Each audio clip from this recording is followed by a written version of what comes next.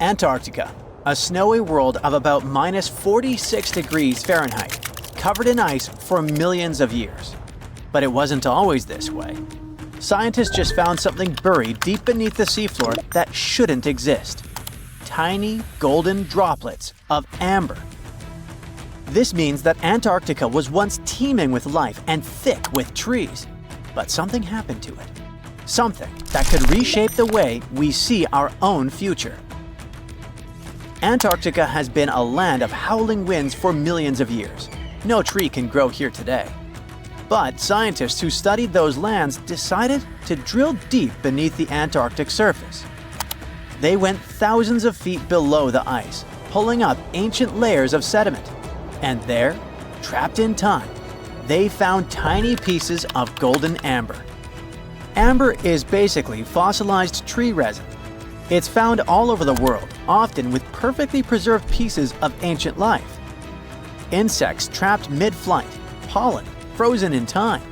Entire tiny ecosystems can be locked inside golden droplets. In every continent, but not in Antarctica. Until now.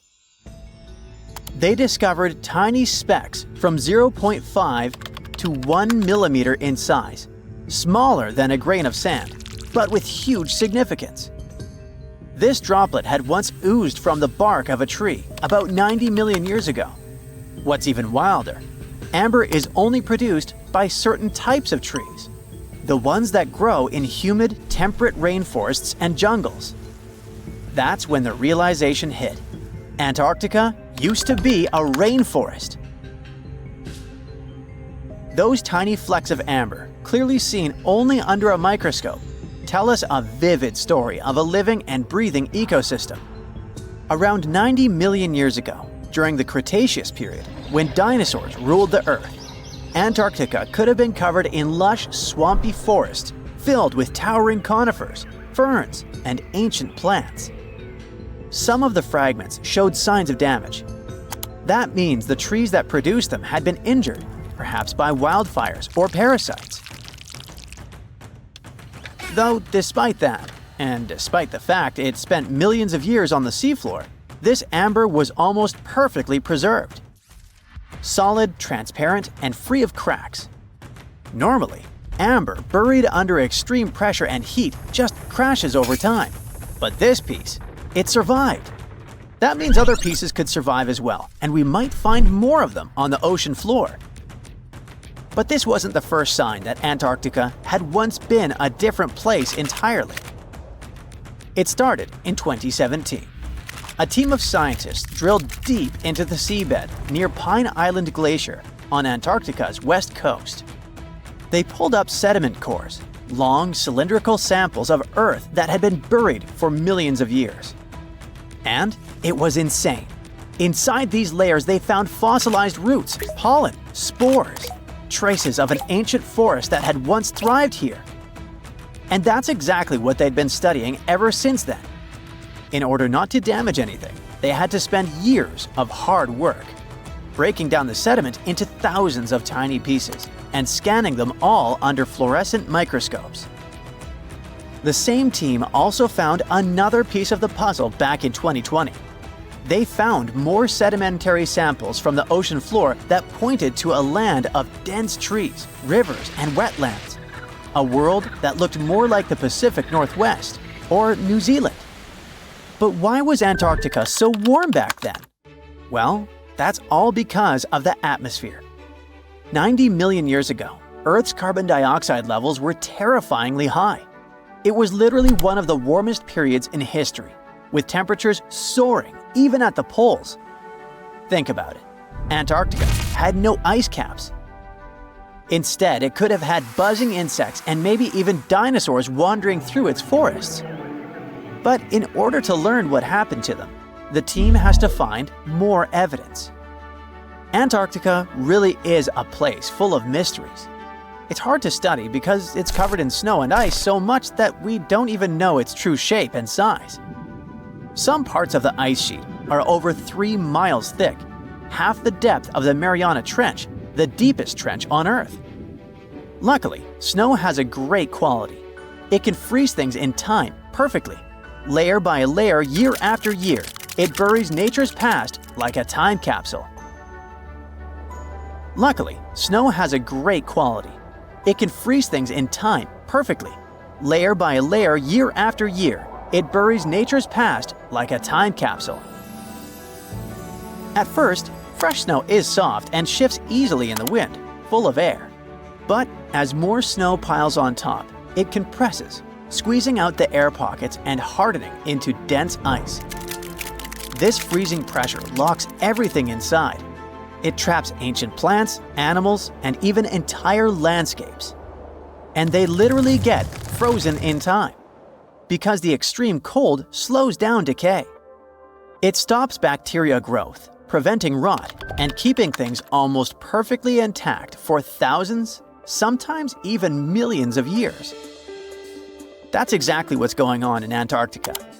Scientists have to literally scan it all the way down this snow in order to find what this place looked like millions of years ago. What they found is an entire lost world buried under miles of ice.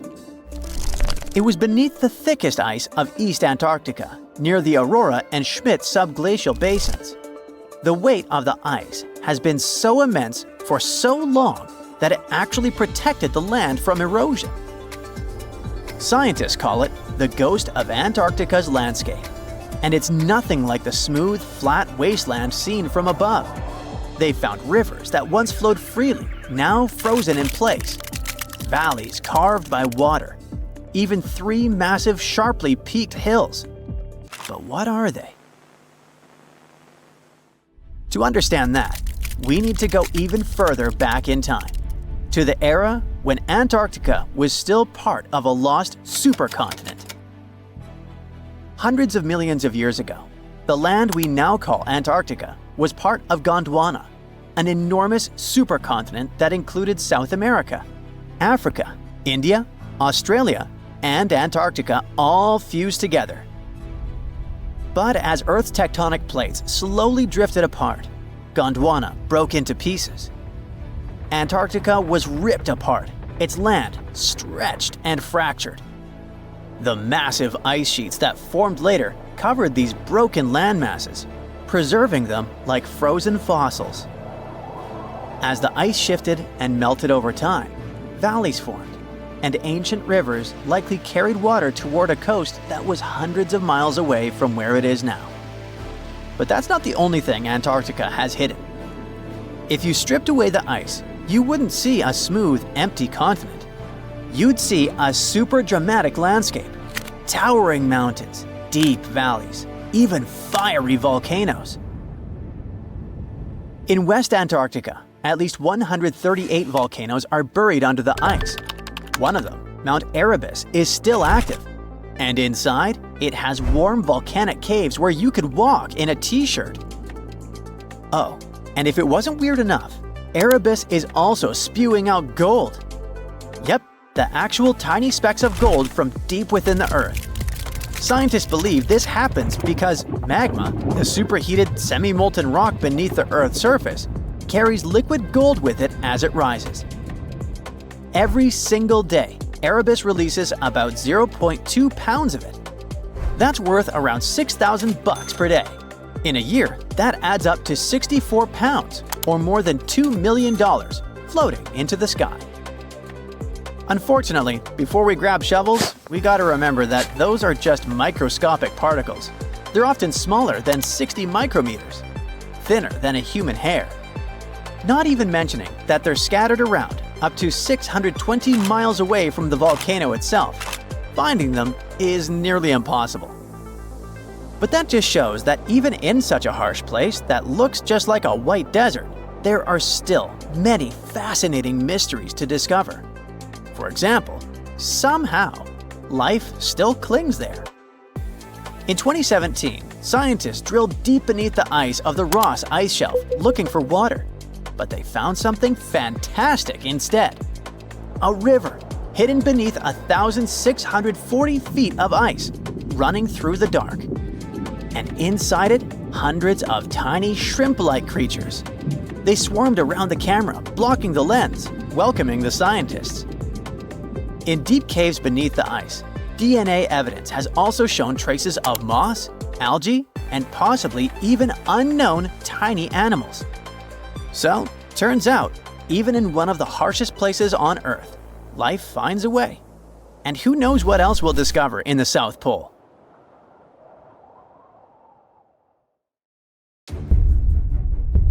Feel that? The ground is shaking beneath your feet.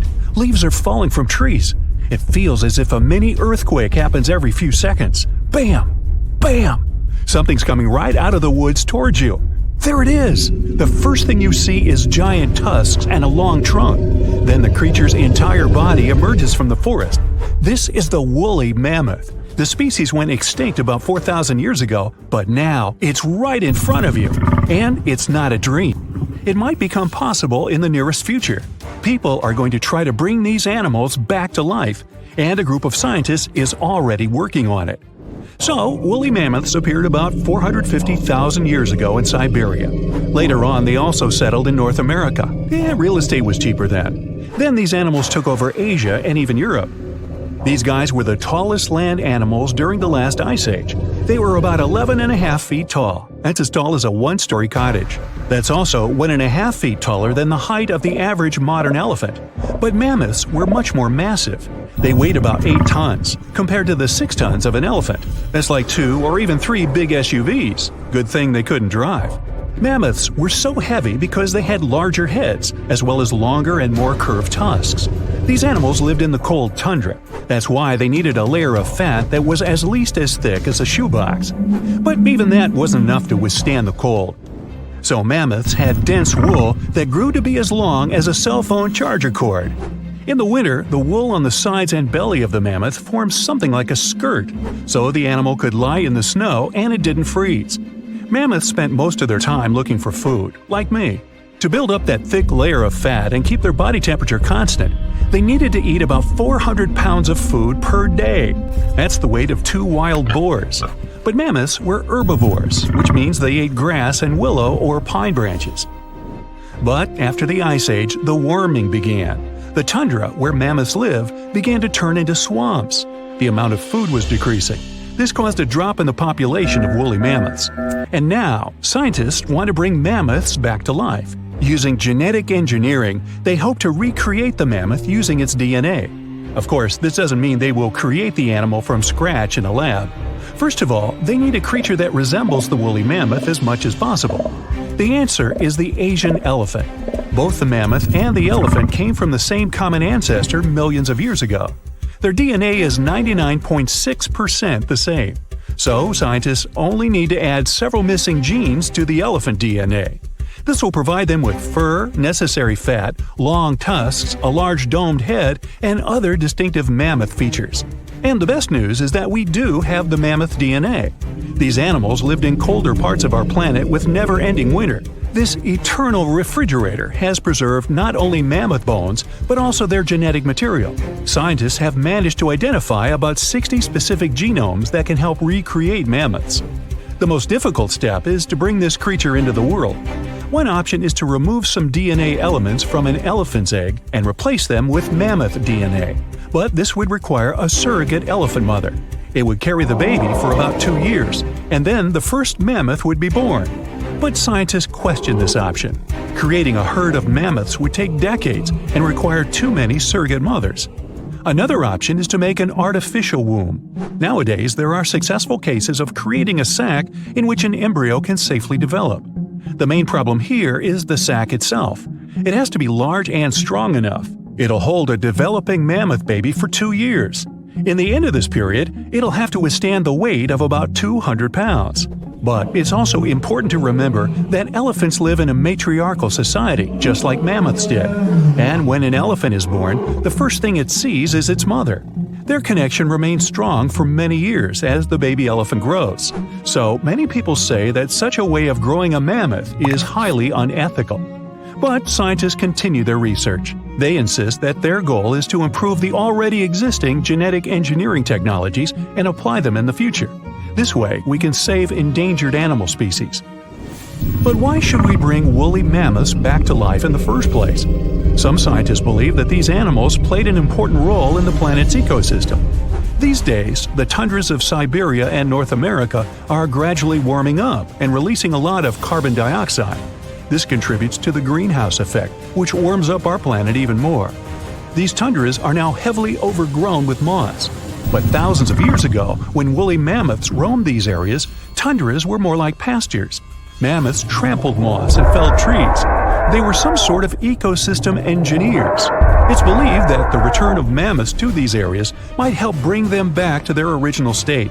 Restored pastures will keep the soil from eroding. They may even be enough to decrease the production of harmful carbon dioxide. Recently, ecologists have brought many bison and other animal species to the vast expanses of Siberia for the same purpose. But some scientists believe that woolly mammoths would do a much better job. If this experiment turns out to be successful, people would have an opportunity to bring back to life a huge number of extinct animal species. Unfortunately, there's a limit to how long animal DNA can survive in fossils. If these fossils are hidden a few feet underground, DNA can last from 1,000 to 10,000 years. If the fossils, let's say, are in the ice in the Antarctic, DNA can remain intact for several 100,000 years. Unfortunately, it means we would never be able to recreate dinosaurs. They went extinct about 66 million years ago, and people just don't have any access to their DNA. But we could bring back some animals that disappeared not so long ago, like moa. It's a species of flightless birds. The largest of them was as tall as the woolly mammoth and weighed as much as a scooter. But the smallest species could be the size of a turkey. They lived in New Zealand and were isolated from the outside world for almost 80 million years, but they became extinct after the first people arrived there. Or stellar sea cow. This was the largest aquatic mammal after whales. These sea cows were as long as a limousine, and they weighed more than African elephants. Stellar sea cows had a very lazy lifestyle. They lived near the shore and ate algae, mostly seaweed. Scientists believe they didn't even know how to dive. Even though elephant birds were indeed birds, they couldn't fly. These creatures were twice as tall as an ostrich and weighed 10 times as much as the average person. They lived in Madagascar and, like ostriches, laid eggs. Although elephant birds became extinct almost 1,000 years ago, people still find their eggs. Scientists managed to get the DNA of these animals and analyze it. It turns out that the closest relative of the elephant bird is the kiwi. It's another kind of non-flying bird about the size of a domestic chicken. Pinta Island tortoises used to rest for 16 hours a day. They also drank a lot of water and could store it like camels. Each animal has its own role in the ecosystem, as well as in the food chain. The disappearance of one animal can cause huge problems for others. Such a chain reaction can wipe out an entire ecosystem. For example, dinosaurs didn't disappear instantly after the meteorite collided with Earth. The impact caused fires all over the planet. This decreased the amount of food for plant-eating dinosaurs. When they disappeared, meat-eating dinosaurs began to starve. And then all dinos gradually vanished off the face of the Earth. Many scientists think people do need genetic engineering technologies that can bring back extinct species. The pace of climate change on the planet is getting too fast for some animals to keep up with it and survive. Human intervention in this process could save many lives. This technology might also help recreate people if something happened and all life on Earth got wiped out. If we could preserve our DNA, our species could be brought back to life. By who? Salt makes our chips and popcorn taste yummy, but it turns out that's not all. It's used in household and industrial products, from cosmetics to fertilizers, from water treatment to road gridding. All over the globe, around 300 tons of salt are produced every year. But there's a problem. That's too much salt for our planet. You see, salt rises to Earth's surface from deep oceanic rocks gradually, and this process is quite balanced, or it used to be. Humans are pushing this balance out of whack. Our demand keeps increasing, and we're releasing too much salt into the soil, air, and sea. And if this process continues unchecked, we might face an existential threat. Yep, it's as serious as that, and a recent study conducted by the University of Maryland confirms this. There is this thing called the natural salt cycle. It's existed for thousands of years. Salt naturally rises to our planet's surface via geologic uplift and rock weathering. Sometime later, rocks break down and release salt ions into the soil. Some of these ions are absorbed by plants and organisms. Others are washed away into rivers, which transport them into oceans. Salt also gets into the atmosphere. It happens through salt dust in dry regions and sea spray in coastal areas. It's crucial for humans because our bodies need salt, just like animals and plants do. Simply put, we're electrical systems controlled by salts. Soil needs salt because otherwise it won't clump together. Plants also need small amounts of salt since those allow them to have proper metabolism and synthesize enough chlorophyll. At the same time, too much salt isn't a great thing. And nowadays, human activity is messing with the natural salt cycle, bringing salt to the planet's surface much more quickly than before. That's the conclusion researchers made after combining data from different sources, including the U.S. Geological Survey's Mineral Yearbook and global records of river compositions and salinity measurements. The main factor bringing about these changes is salt mining for food and other products. Then there are also acid rains. Those increase the rate of rock weathering. These and other factors speed up the generation of salt at the surface of our planet. At the moment, the concentration of salt in the world is too high. The soil, plants, and animals can't use all of it. Even worse, some essential species can't survive with all this extra salt. Their demise changes biodiversity and can lead to the appearance of invasive species, such as phragmites. Those are tall, reedy plants taking over coastal areas. Then, there's also zooplankton, an important ocean species regulating algae. It's extremely sensitive to salt. If this species starts to decline, it might mess with the world's food webs. Too much salt also turns farmlands into wastelands. Recent reports have shown that around 833 hectares of land are already affected. And that's the area around 4 times the size of India. In some countries, huge areas become infertile because of oversalination. Plus, excess salt is bad for our health. The thing is, all that extra salt gets into groundwater, making it too salty for human consumption. It's particularly bad for people with sodium-restricted diets. And I'm not only talking about table salt or sodium chloride. No, other calcium and magnesium-based salts are seeping out too, usually from the production of fertilizers and building materials. It's like a chemical cocktail of different salts coming from various sources, and scientists don't know yet the effects such a cocktail can have on us humans and our health. So, maybe now you're sitting and thinking, oh, it's time to cut back on my salt intake. Perhaps, but don't cut it all out. In the 1930s, Dr. Robert McCants from Cambridge University's Department of Experimental Medicine found 4 volunteers and asked them to go 10 days completely without salt. First, they had to sweat out the salt that still remained in their bodies, and after that, the scientists literally desalinated everything they were allowed to eat and drink. Soon after, the participants started to experience weird sensations. They realized that they didn't taste much flavor in anything they consumed. It got worse. Fatigue set in, and the volunteers soon got too tired to even eat. They began to show the signs of hyponatremia. It occurs when the concentration of sodium in your blood is dangerously low, and that's when a person's blood cells swell because there's not enough salt in the blood to regulate how much water a cell should and will consume. If this condition is left untreated, it can not only result in seizures, but also have much, much worse consequences. At the end of the trial period, participants got some salty foods, and miraculously, within a few minutes, they could taste again, and their energy seemed to be replenished almost immediately. Honestly, it sounds kinda terrifying. If that's what a mere 10 days without salt are, imagine what catastrophe it would be if salt just ceased to exist. We wouldn't be able to last long, that's for sure. And it would be a never-ending drama, not only for us, but for plants and animals too. They need salt as much as we do. If our oceans suddenly lost all the salt, it would wipe out all underwater algae, cutting photosynthesis on Earth almost in half. Land-based plants would follow suit. So, soon after the disappearance of salt, we'd face a huge issue. Too much carbon dioxide and not nearly enough oxygen.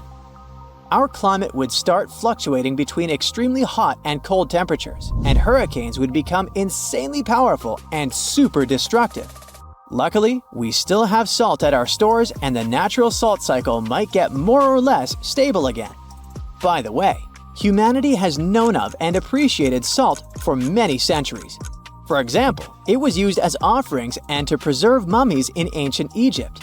It was a valuable commodity traded between the Phoenicians and their Mediterranean empire. In ancient China, people knew of more than 40 types of salt and used it for medicinal purposes. In medieval continental Europe, Venice gained power through its salt monopoly. The production and transportation of salt led to the appearance of new cities and the construction of roads. Salzburg, the city of salt in Austria, is a great example of that. Even these days, salt continues to surprise us. For example, recently, researchers from the University of Miami Rosenstiel School of Marine and Atmospheric Science have discovered rare deep-sea brine pools in the Gulf of Aqaba. That's a northern extension of the Red Sea. Those salty underwater lakes are likely to hold secrets about the way oceans on Earth formed all those millions of years ago. They might also give us some clues to life on other planets. Brine pools are some of the most extreme environments on Earth.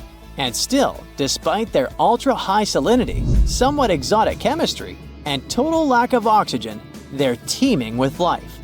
Researchers have even found bioactive molecules with potential anti-cancer properties in brine pool microbes in the Red Sea.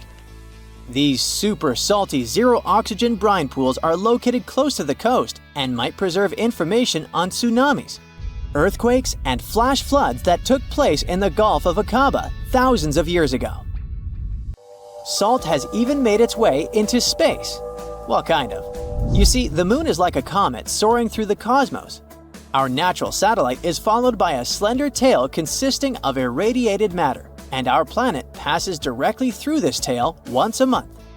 Well, according to a study published in the journal JGR Planets, this lunar tail is made of millions of sodium atoms. And as you already know, the chemical formula of salt is sodium chloride. Those atoms get blasted out of the lunar soil by meteor strikes and then pushed thousands of miles downstream by solar radiation. For several days a month, when the new moon is located between Earth and the Sun, the gravity of our planet drags that sodium tail into a long beam, which wraps around our planet's atmosphere. The tail itself is harmless and invisible to the unaided eye, but during those new moon days, high-powered telescopes can detect the faint orange glow of sodium in the sky. It's dark, and it's hot, and it's difficult to breathe deep underground in Karowe Mine in the heart of Botswana.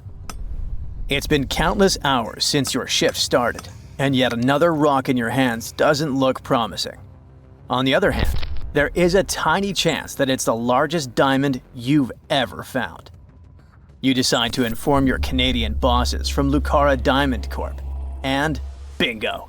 The stone you found turns out to be a breathtaking 2,492 carat diamond, the second largest ever found. Now, the average engagement ring size is 1.7 carats.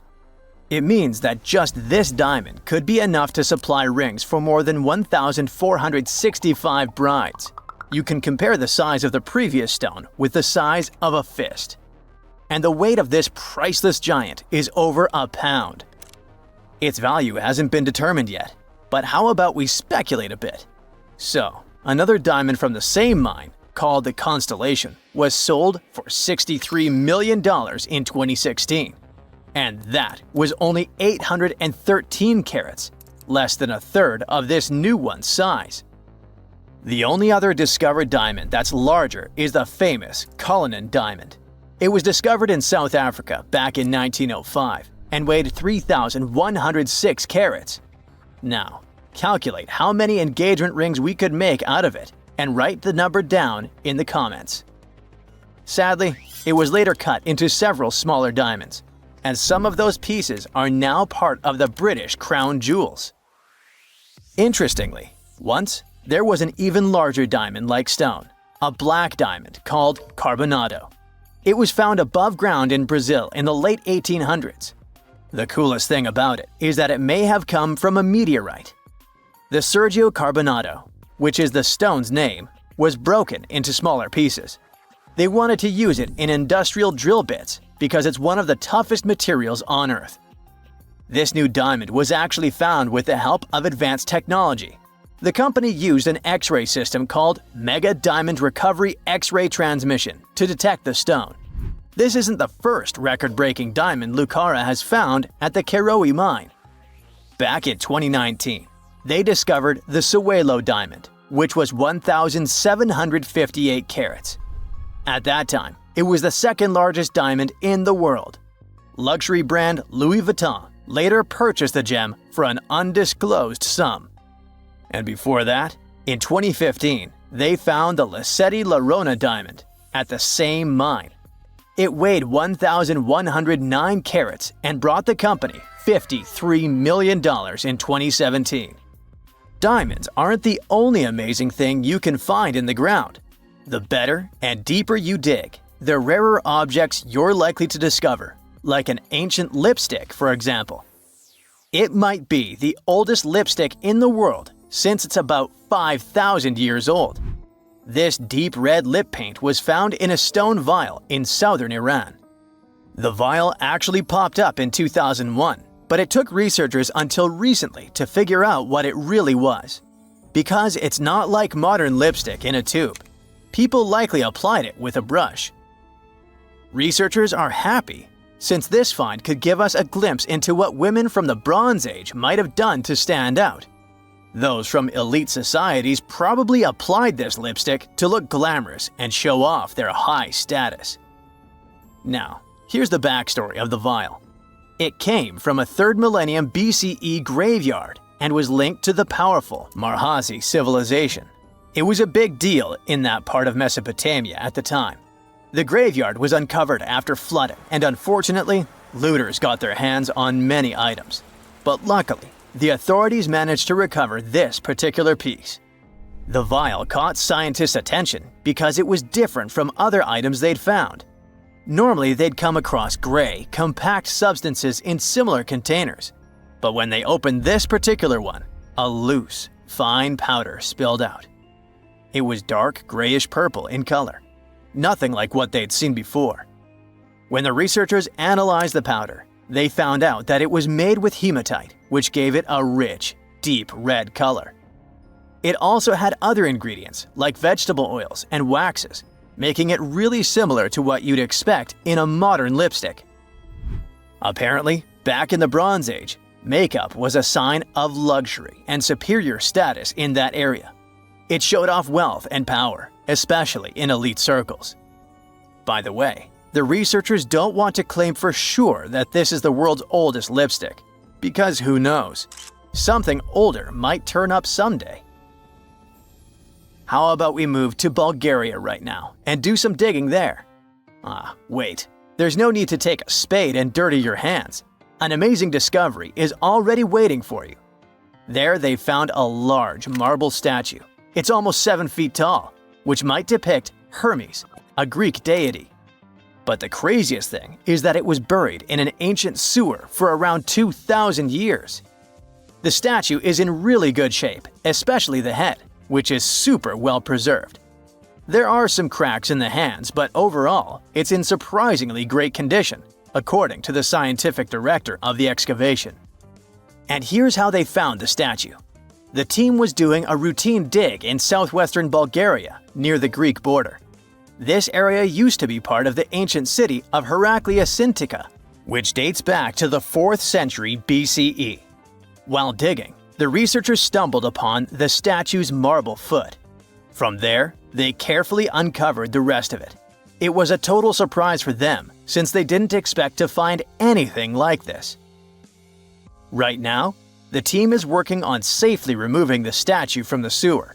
It's really heavy, so they're using a crane to lift it out and transport it to the History Museum in Petrich. Once they restore and conserve it, the plan is to put it on display. Experts are very excited about this find. It could teach us more about the local culture in Heraclius Sintica, which isn't a very well-known ancient site. Now, if you're dreaming of making discoveries like this one but don't have a degree, don't lose heart. Even an amateur can make a scientific breakthrough. For example, you could find a Roman dodecahedron.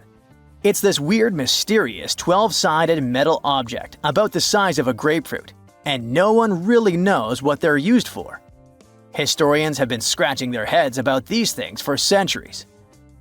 This particular dodecahedron was discovered last summer in a farmer's field near Norton Disney, about 35 miles southeast of Sheffield.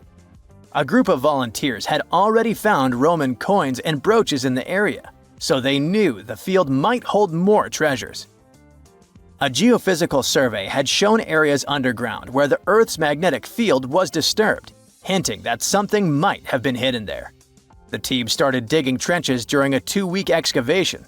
On the second to last day, in Trench 4, someone spotted the dodecahedron. Richard Parker, the group's secretary, was nearby making tea when he heard the shout.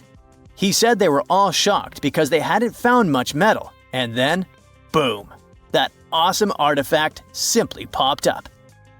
The extra cool thing about that dodecahedron was that it was complete, which is rare. Many others found before were broken or incomplete.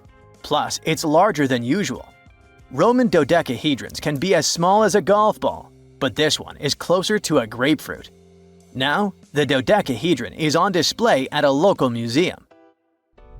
So far, over 100 Roman dodecahedrons have been found in northwestern Europe, mostly in former Roman territories like the Gallo-Roman regions. They date back to somewhere between the 1st and 3rd centuries CE. Each one is a hollow metal shell, usually made of bronze. It has 12 faces, with differently sized holes on each face.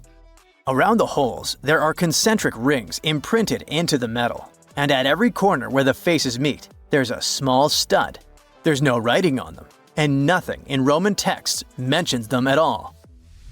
That's why nobody knows what these dodecahedrons were for. There are loads of theories. They could have been toys, dice, mace heads, or even tools for measuring distances in Roman artillery. Some people even think they were used for knitting gloves or even figuring out dates using the stars. But most of those ideas don't really hold up, so the mystery remains. Mirror check. You've got your beige parka on, your chisel is packed, and your overnight plane ride to Saudi Arabia is booked. You know what this means, right? Unfortunately, you weren't cast in the remake of Dune. It just means that you're ready to go explore the world's largest desert areas in the hopes of uncovering prehistoric secrets about our ancestors. Let's get one thing straight. If you ever thought that deserts were empty spaces, think again. They might be filled with sand as far as the eye can see, but they also hold a lot of history, you know, because before humans settled down in cities and towns, we were nomadic people, and we traveled all around the globe looking for food, water, and shelter. So we had to come up with some interesting stuff to survive. Like this thing that was found in the desert of Saudi Arabia. Do you have any idea what this could have been? Over many years, scientists have discussed the origins and use of huge structures such as these ones. It seems our Neolithic ancestors were way smarter than we gave them credit for. They didn't spend all their hours around the fire carving weapons out of stone. No, they were also practicing their architectural skills. These huge stone structures are called desert kites, because if you look at them from a distance, well, they sort of look like kites. Archaeologists have arrived at the consensus that these kites were used to lure animals in. This way, it would make it easier for our ancestors to guarantee their week's food. But that's not all. Take a look at these monolithic structures right here. They show us that our ancestors probably drew on rocks, the blueprint of what they were going to build on the ground. Just like modern-day architects, desert kites could be miles long, so they drew out a plan before actually building them. The most surprising feature of all is that these kites were built even before things such as Stonehenge. We're talking around 7,000 to 9,000 years ago. Over the last decade, scientists have been able to identify over 6,000 desert kites spread across the Middle East and West and Central Asia. If you don't think this huge, try building something this large without the help of any drones. It looks like a pretty difficult feat to me. And apparently, Saudi Arabia's desert is filled with more amazing things. Scientists have found mysterious stone structures that are older than the pyramids of Giza in Egypt. So of course, you can't wait to go check that out. Can we all agree that carrying around heavy rocks to build a pyramid without the help of modern technology sounds absurd? I mean, how on earth did they do it? Now imagine turning back the clock about 2,000 years into the past and finding humans that built similar gigantic structures in isolated areas. Take a look at these so-called mustadils. They are rectangular structures built from piled-up stones, found over 77,000 square miles. Some archaeologists believe that these monuments were used for ritualistic purposes, maybe processions of some kind, where people would walk from one end of the plateau to the other. I'd be down for that. Now let's move on to another deserted area. We're entering the world-famous Sahara desert landscape. Isn't it beautiful? Here, you're about to unravel an ancient mystery, something that took years for researchers to solve. Fun fact, the Sahara Desert is the world's largest hot desert. It spans over 3 million square miles, which would be like putting 1,000 times the country of Hawaii next to each other. We say it's the largest hot desert because the world's largest desert area is Antarctica. But we all know temperatures over there are freezing, not the typical image of when we think of a desert. Deep into the desert, near the Algerian town of Fougeret et Zoua, something strange was found. For decades, these tiny dots appeared on images of Google Earth, but nobody could explain what they were. Some scientists were sure that these circles are the result of oil activity in the region. Others guessed that these were ancient fogeras or ancient water wells. There are dozens of them, stretching for miles and miles in a straight line. The strange thing is that they are always far away from any town, road, or human activity in general. So what was or is their purpose? If you had to take a guess, what would you say? Remember we talked about how our ancestors had to be creative in order to survive in the desert? Let's try to walk in their shoes for a minute. Imagine you're a nomadic hunter-gatherer living in a desert area. You spend your days basking in the hot sun, trying to count all the grains of sand around you. But you also need to eat and drink water. But how on earth do you get water in a desert? Sure, you can hope to keep running into oasis every week or so, but that seems a bit risky, doesn't it? That's why North African people invented the so-called fogeras. The fogeras are a 2,500-year-old irrigation system. Locals would dig deep wells in elevated areas, wells deep enough to tap into underground water. Then, they would dig parallel shafts at regular distances. This way, the water would flow from the main well down into all the shafts and irrigate entire areas. Travelers could stop by the shafts and quench their thirst. They could also raise livestock and tend to crops. Pretty clever, huh? As much as these holes did look like fogaras, a little bit of research would show you that they're not. You see, these shafts were built in a line, and not in a circular shape like the ones we're looking at now. So maybe it has something to do with the second option? Maybe these desert holes were related to oil activity in the region? Let's have a look at the holes up close and personal. From Google Earth, they don't seem that big, but in real life, they are huge craters. The tip to uncovering what they are is hidden beneath the sand. If you were one of the researchers originally uncovering the truth behind this mystery, you would have found something unique hidden in the sand. Old dynamites and vintage sardine cans. Putting the pieces of the puzzle together, scientists found that these sardine cans were a model from the 1950s and 1960s. It seems that entire teams from that decade would camp out while they surveyed the area for oil. And what about the dynamites? These were used for seismic surveying. This is an old technique, used to identify if there is oil and gas beneath the Earth's surface. Still in North Africa, you find out about another desert mystery worth exploring. Near the city of Tiaret, southwest of Algeria's capital, one runs into 13 peculiar monuments. These structures are also called jedars, and yes, I am aware of how much that may sound like a Star Wars reference. They are pyramid-like in their shapes, and as far as scientists know, they were used as final resting places for the people who lived in the region. Can you guess who these were?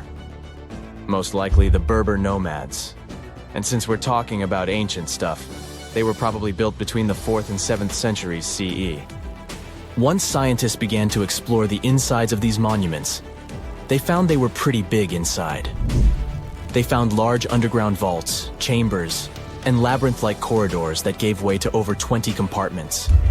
It could take you up to 2 hours to walk around in them, and apparently our ancestors also used its walls to depict images of animals and hunting scenes. There's no definite proof of what these jadars were used for, though. This is so neat, huh? I'm sure that our world's desert is filled with many more mysterious things for us to unravel. I guess I'll see you next time so that we can continue our explorations. If someone finally invents time travel and you hop on a trip to the past, you won't recognize many of the things you know and love today. The Statue of Liberty and the Egyptian pyramids, some basic gadgets like the remote control and your laptop, and even the corn you have for lunch have all changed beyond recognition. When the pyramids were originally built in ancient Egypt and Giza and other places, they didn't look sandy brown at all. All of them were covered with white limestone. If you had seen them under the hot African sun, you'd have to look away. That's how smooth and shiny they were. Builders used around 6 million tons of this material for the Great Pyramid of Giza alone. It's the largest one you can still see on your trip to Egypt. The local rules were quite a thrifty crowd, and they reused some of the casing stones for other construction projects. A massive earthquake in the 14th century has also loosened some of the stones, so you won't see a lot of limestone, but some of it is still there, on top of the Pyramid of Khafre in Giza. It looks like it has a second peak on top of the first. In ancient times, all pyramids used to have capstones called pyramidions, covered in a mix of gold and silver. Most of them have been lost over the centuries, but you can still see a few of them at museums. They show images of Egyptian deities. The pyramids were probably modeled after a sacred pointed stone, the benben. It represented the rays of the sun. Now, lifting heavy rocks wasn't so simple without the tech we have today. I guess you'll agree with me if you helped your friends move at least once, and they made you carry the couch. But those smart Egyptians of the past thought of that and chose the pyramid shape. It lets the weight distribute evenly throughout the whole thing. The Statue of Liberty has also had a major makeover since it was first unveiled in 1886. Believe it or not, it used to be a shiny brown color, just like a penny. 20 years later, it changed its color to green. It wasn't a fashion statement, but a chemical reaction. The statue is covered with hundreds of thin copper sheets. When copper reacts with air, it naturally forms a protective layer called verdigris. This layer protects what's under it from corrosion, and that's why statues and other things made of copper, brass, and bronze can last so long. When Lady Liberty first turned green, people in authority decided it would be a good idea to paint it all over.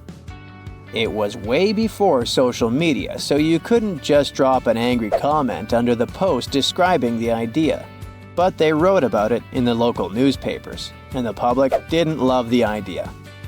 Then the Times interviewed a copper and bronze manufacturer, and he confirmed they shouldn't repaint it, because removing the protective layer would mean destroying the statue.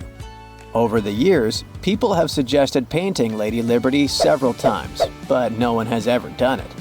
I don't know about you, but I can't imagine that lady in any other color, so I guess it's for the better. You love bananas as much as I do? Next time you enjoy a juicy soft one, remember you gotta thank selective breeding for that texture. The original wild bananas had many large, hard seeds and not so much delicious pulp. And hey, who doesn't like a sugary watermelon? It has a history of over 5,000 years, and it used to have bitter, yellowish white flesh and was really tricky to open. Selective breeding saved the day again, and watermelons got way sweeter. Japanese scientists went further and invented the seedless version. Corn's grandmother is a Mexican grass called teosinte. The kernels in this grass were small and hard to get. Farmers from many thousands of years ago saved the seeds only of those plants that were larger or tastier, or with kernels that were easier to grind. Thanks, my friends, for giving us the corn that's edible and even delicious. And just imagine, wild avocados were so small that they could easily fit in the palm of your hand. The pit in them was so large you wouldn't find much edible material inside. They also had a much harder shell than the ones we're used to. You probably wouldn't get a lot of work done without your beloved computer today, but I can't tell you exactly whom to thank for this invention. The ABC from 1942 is one of the contendants for the title of the first computer.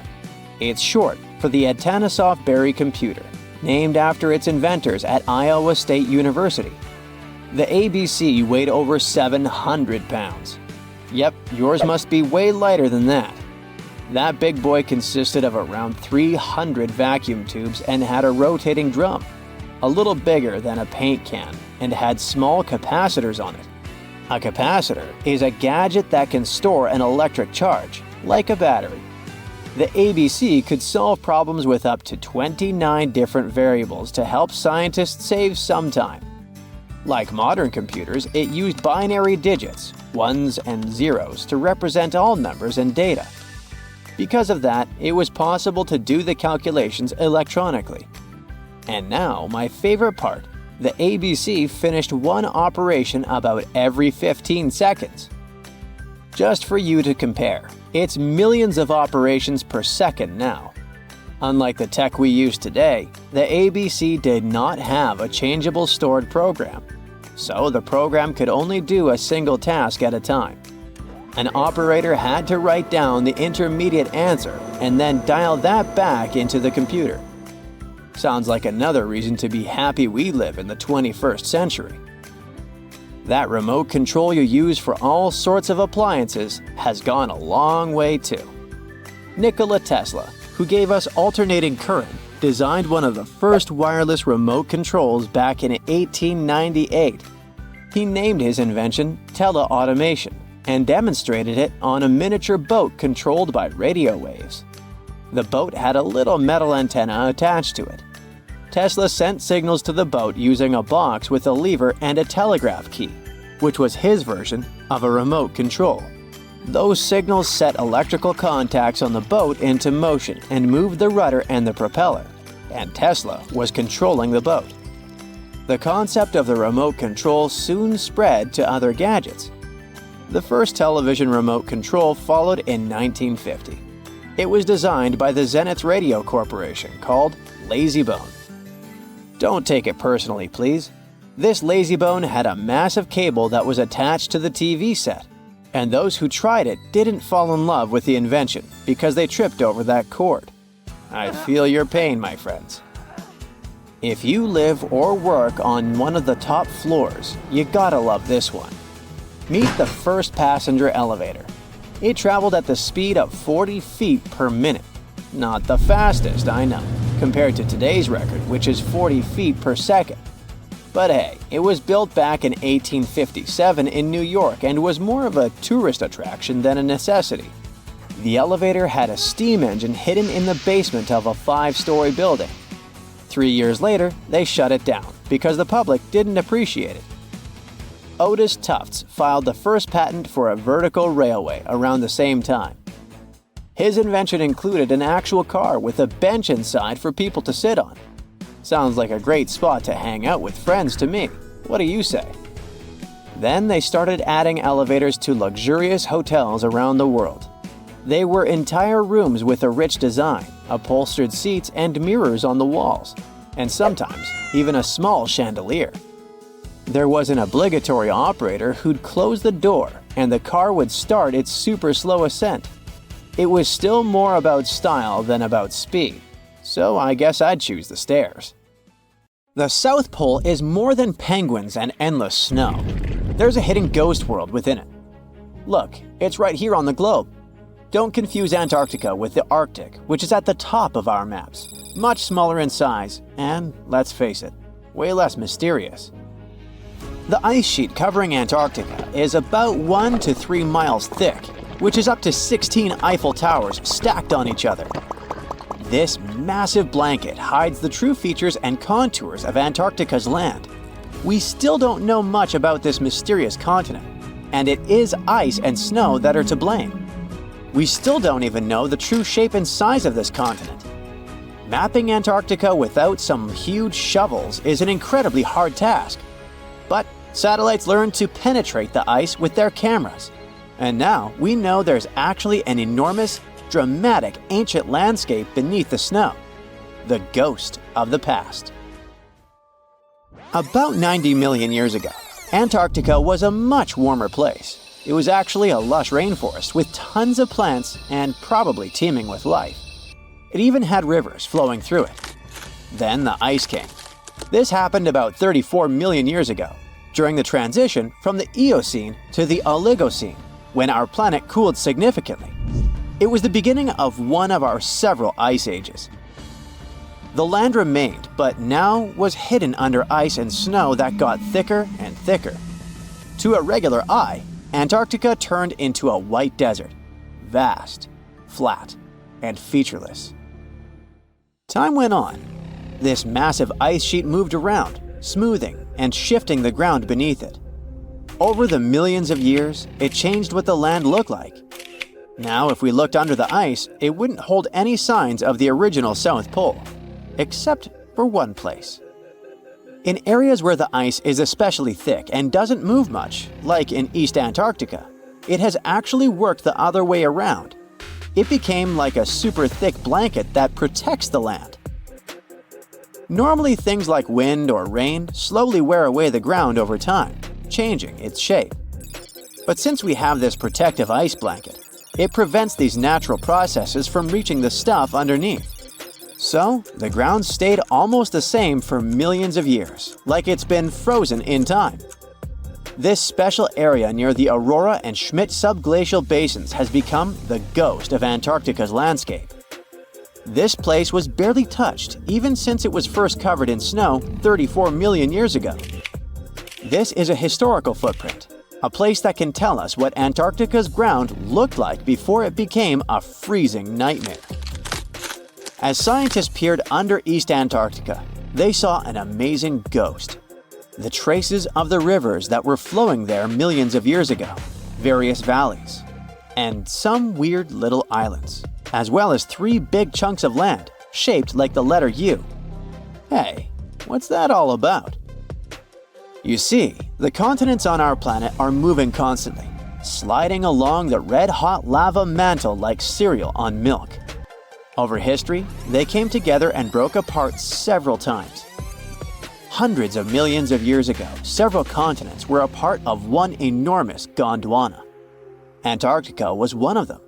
It used to be one huge landmass. But when Gondwana broke apart, the poor continent got stretched by tectonic forces. Parts of land were pulled away from each other. Whoosh! And they got torn apart. And that's how we got these big chunks or blocks of land under thick layers of ice. In any case, scientists now want to explore this ghost a bit more. But to study it deeply, they need to actually drill down through the ice, like using a straw to get to the bottom of a thick shake. This will help them pick up some rocks and dirt from way below to learn more about the Earth's history and climate. Antarctica is the 5th largest continent in the world, approximately bigger than the entirety of Europe or Australia, competing with the entire South America in size. Aside from East Antarctica, we discussed there are several more regions: Antarctica Peninsula, South Pole, West Antarctica, and the Ross Sea. The continent is basically a frozen sandbox, and all its hidden, mysterious landscape is actually less explored than Mars's terrain. We only know for sure that without ice, it wouldn't just be flat and empty, but an entire world full of big mountains, huge canyons, and even fiery volcanoes. Some of these volcanoes are so huge that they peak above the layers of snow. In West Antarctica alone, there are at least 138 volcanoes, though only about 8 or 9 are active today. One of the craziest ones is Mount Erebus, the southernmost volcano and the tallest one on the continent, about 12,500 feet high. And deep beneath the ice sheet, this guy hosts incredible, beautiful subvolcanic caves. The temperatures there are warm enough for t-shirts. The Antarctic Peninsula, or Lesser Antarctica, looks like a bunch of mountainous islands deeply underground. It has newer volcanic rocks that are part of the Pacific Ring of Fire. which is like a giant circle of volcanoes and earthquake zones around the Pacific Ocean. The Greater Antarctica is a huge part, almost as big as Australia. It consists of East Antarctica and the South Pole. Beneath the ice, it's a place of rocks that have been around for a very, very long time, including the special zone we mentioned. You probably know that Antarctica is nearly devoid of humans. No wonder, with a mean temperature of about minus 46 degrees Fahrenheit.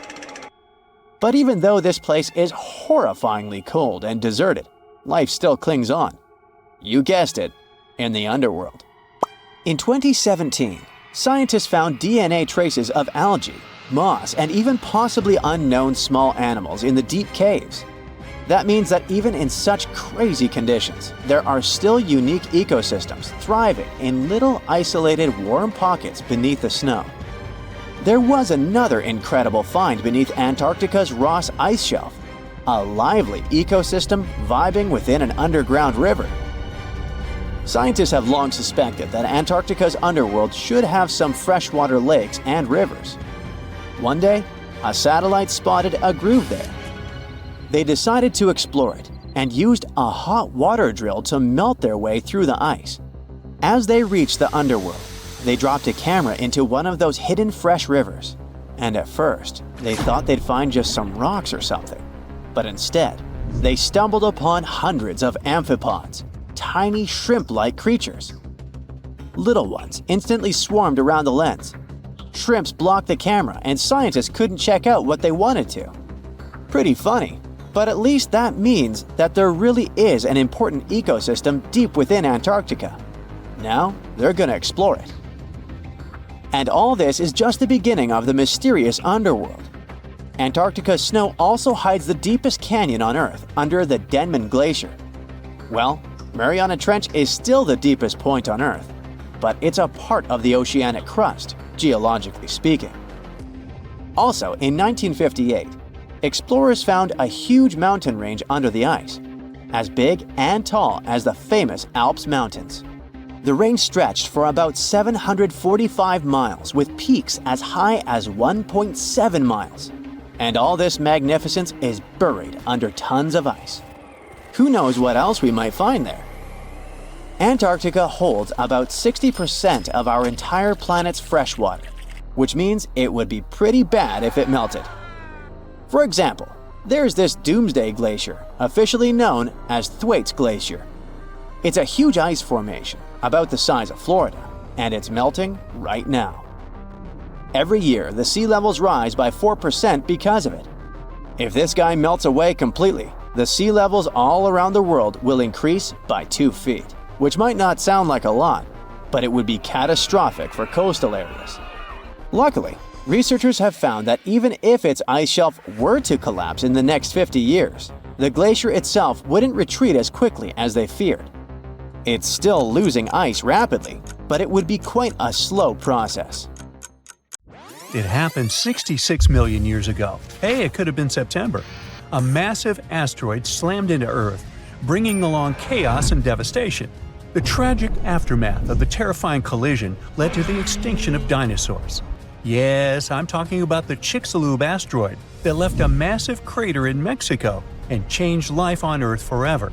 And now, it turns out it wasn't the only cosmic rock to hit our planet during that time. Scientists have just confirmed there was another asteroid. This second space rock wasn't as big as Chicxulub, but it still packed a punch. It crashed to the ground off the coast of West Africa, smashing into the ocean and leaving a crater called the Nader crater. And tell you what, it wasn't a small splash. The impact was so powerful, it triggered a whole tsunami. It was more than 2,600 feet high, almost as high as the Burj Khalifa, the tallest man-made structure in the world. But how did we come to the conclusion that there was a second impact? Well, this researcher spotted the Nader crater in 2022. Dr. Nicholson was looking for some high-tech scans of the ocean floor when he noticed a massive 5.5-mile-wide depression under almost 1,000 feet of water. Well, he thought it could be an asteroid impact crater, but at the time, the evidence he had wasn't solid. But now, scientists have confirmed that this is the real deal. A second asteroid did hit Earth during the dinosaur extinction era. Now, let's see how they figured all this out. For one thing, there were those super high-resolution 3D seismic images. They allowed researchers to peel back layers of the ocean floor and get a crystal-clear look at the crater. It was like going from a blurry old ultrasound to the kind of 3D scans where you can see every little feature.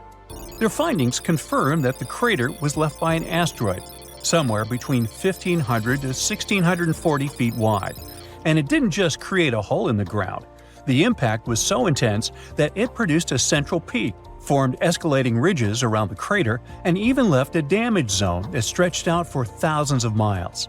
Using those super detailed images, the scientists have managed to reconstruct what happened right after the asteroid hit the surface of our planet.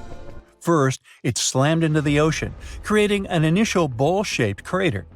As the shockwave spread, the seabed was shaken so violently that it triggered landslides, and the soft sediment surrounding the crater collapsed inward, creating a noticeable brim. As you already know, the impact also triggered a tsunami, and it was so shockingly powerful that its waves didn't just go outward, they actually turned back towards the crater, leaving huge scars on the ocean floor. And this wasn't just one big wave. No, it was a whole series of them, a train of tsunamis smashing everything in their path. Now, this second asteroid impact is a huge deal for scientists. It's a rare opportunity to study a marine impact crater in such incredible detail. There are only about 20 confirmed marine craters in the world, and none of them have been captured with this level of precision before. Plus, this data allows scientists to test new ideas about how craters form in water. You see, unlike craters on land, marine craters are hidden under layers of sediment, which makes them tricky to study. But with this new 3D imaging, we can look at the crater in all its layers. It's like slicing into a cake to see what's inside. Dr. Nicholson and his team are now dreaming of drilling into the crater and recovering samples from deep below the ocean floor. This would allow them to measure the shock pressure during the impact and figure out what happened in the minutes, hours, and days following the collision. Of course, the Chicxulub asteroid is still the star of the show when it comes to the dinosaurs' extinction. This space traveler was giant, somewhere between 6 and 9 miles wide. It hit Earth at a devastating angle, sending vaporized rock and gas into the atmosphere. It caused an impact winter that lasted for 15 years, because all that stuff blocked out the sun and plunged Earth into darkness.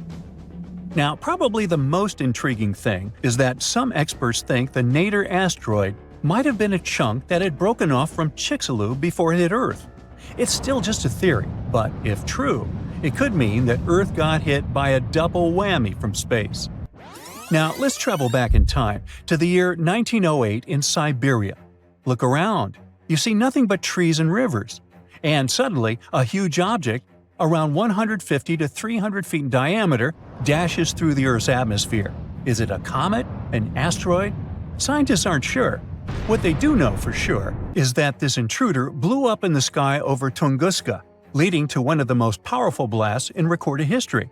It completely leveled the forest below, knocking out 80 million trees over an area of around 830 square miles.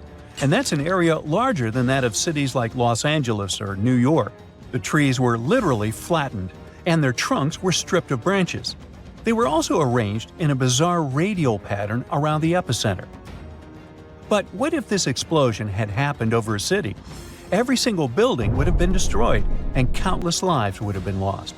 Luckily, this disaster occurred in a super remote part of Siberia. The creepiest thing, though? When scientists finally reached the area years later, they found no impact crater. No wonder it led to even more mystery. The most logical explanation is that when the object went off in the sky, probably around 3 to 6 miles above the ground, it blew up before it could hit the ground, and still, it didn't stop the blast from leveling an entire forest. Fast forward to 2013 and another mind-blowing event, this time over a much more populated area, the city of Chelyabinsk. It was a regular February morning when an asteroid about 60 feet in diameter entered Earth's atmosphere, lighting up the sky. It was moving at a staggering speed of around 43,000 miles per hour. It blew up in midair, about 18 miles above the city. It was a horrific view, but luckily, the asteroid disintegrated high enough in the atmosphere without hitting the ground. If it had touched down, the city would have been in big trouble, because even though there was no direct impact, the explosion still created a shockwave that tore through the atmosphere, hitting the ground with enough force to shatter windows all over the place. The blast damaged around 7,200 buildings, but fortunately, there were no direct fatalities. Still, it was a major wake-up call. This wasn't just some far-off cosmic event like Tunguska. This asteroid exploded over a modern populated area, and the damage was very real. The good news? Scientists are getting better at spotting such objects before they get too close. Space agencies around the world, like NASA, are tracking near-Earth objects to figure out which ones could pose a risk. But as we can see from these two events, sometimes space rocks can still sneak up on us. And while the chances of a major impact are low, the stakes are really high. At the moment, there's one asteroid that NASA's keeping an eye on. It's called Bennu, and it's about the same size as the Nader impactor. Bennu is considered one of the most hazardous objects in near-Earth orbit. According to NASA, there's a small chance it could hit the Earth between the years 2178 and 2290, and the biggest risk date is September 24, 2182. But don't freak out just yet. The odds of the impact are only 1 in 2,700, but still, it's a reminder that Earth is always in the cosmic firing line. Recently, scientists made an astonishing discovery that might solve Stonehenge's mystery. They found something hidden deep within the DNA of Stonehenge's sarsen rocks, the huge monolithic ones, and it might reveal why our Neolithic ancestors designed and built this thing in the first place. Over the years, scientists have been scratching their heads trying to figure out where the huge sarsen rocks came from. For years, they believed they came from a quarry just 15 miles away from the site, known as Marlborough Downs. At this site, they found similar minerals to the ones that make up the sarsen rocks. But it turned out there was more to this story than they thought. The understanding of how Stonehenge was built is always changing. Scientists need to really travel back in time to uncover its mysteries. Where did the rocks come from? How were they carried? Why was the site built? You see, the Stonehenge site, located at Salisbury Plain in England, is made up of two main types of stone. There are the super heavy sarsens and the lighter and smaller bluestones. The sarsens each weigh about 25 tons. That's as much as 3 African elephants stacked together. The heaviest sarsen stone, called the heel stone, weighs 30 tons all by itself. Together, the sarsens make that iconic outer ring circle. Inside that circle, that's where you'll find the bluestones. The naming might seem a bit misleading since they're not really blue. They have a bluish tinge to them when they are freshly broken, hence the name. These smaller rocks probably came from the Preseli Hills in southwest Wales, which is about 150 miles away from Stonehenge. They're a bit lighter than the sarsens, but still pretty heavy. The altar stone, which is classified as a bluestone, is the heaviest one, weighing around 6 tons. Its original location still isn't known for sure. To figure out where a rock came from, scientists first have to study their composition. This is like checking the rock's DNA. Then they cross-reference the structure of the rock with minerals in the soil to see if it's a match. Most of the sarsens we see around southern England are actually made of a type of sandstone known as silcrete. Think of silcrete as sand that's been hardened by underground water processes over millions of years. This process mostly happened during a period called the Paleogene, about 65 to 23 million years ago. These sarsen rocks didn't form in one big slab, but in patches, like nature leaving little rock gardens all over the place. Scientists reason the sarsens spread out randomly, forming in isolated pockets. Over time, many were buried under layers of clay and chalk, which helped preserve them. When ancient builders were on the lookout for materials, these sarsens must have looked perfect for something impressive like Stonehenge. Actually, sarsens have been used in everything, from Roman villas to medieval churches, and even in things like road curbs and old field walls. One could say these rocks were the it material for ancient builders, and continue to be popular even into more modern times. This fact made scientists start wondering that maybe not all sarsen stones that were used to build Stonehenge came from the same place. They've identified sarsen sites all over the UK, in places such as Oxfordshire and Kent. After hundreds of years of studying the sarsens, geologists finally had the right type of technology to determine the origin of the stones. Now, I wish I could tell you that it was some undisclosed location very far away from the site. But, as it turned out, the sarsens were originally from Westwoods, the forest near Stonehenge. A new factor came into play when excavations uncovered empty stone holes, showing that at least 6 blue stone pillars were removed from a Pressley Hills site called Wan Main in Prehistoric. They had a stone circle over there, and it's believed that some of Stonehenge's rocks were recycled rocks from this more ancient circle. If this is true, it might be that Stonehenge is part of a much larger landscape of ancient sites. If this is the case, then Stonehenge is just the cherry on top of a much larger scale project.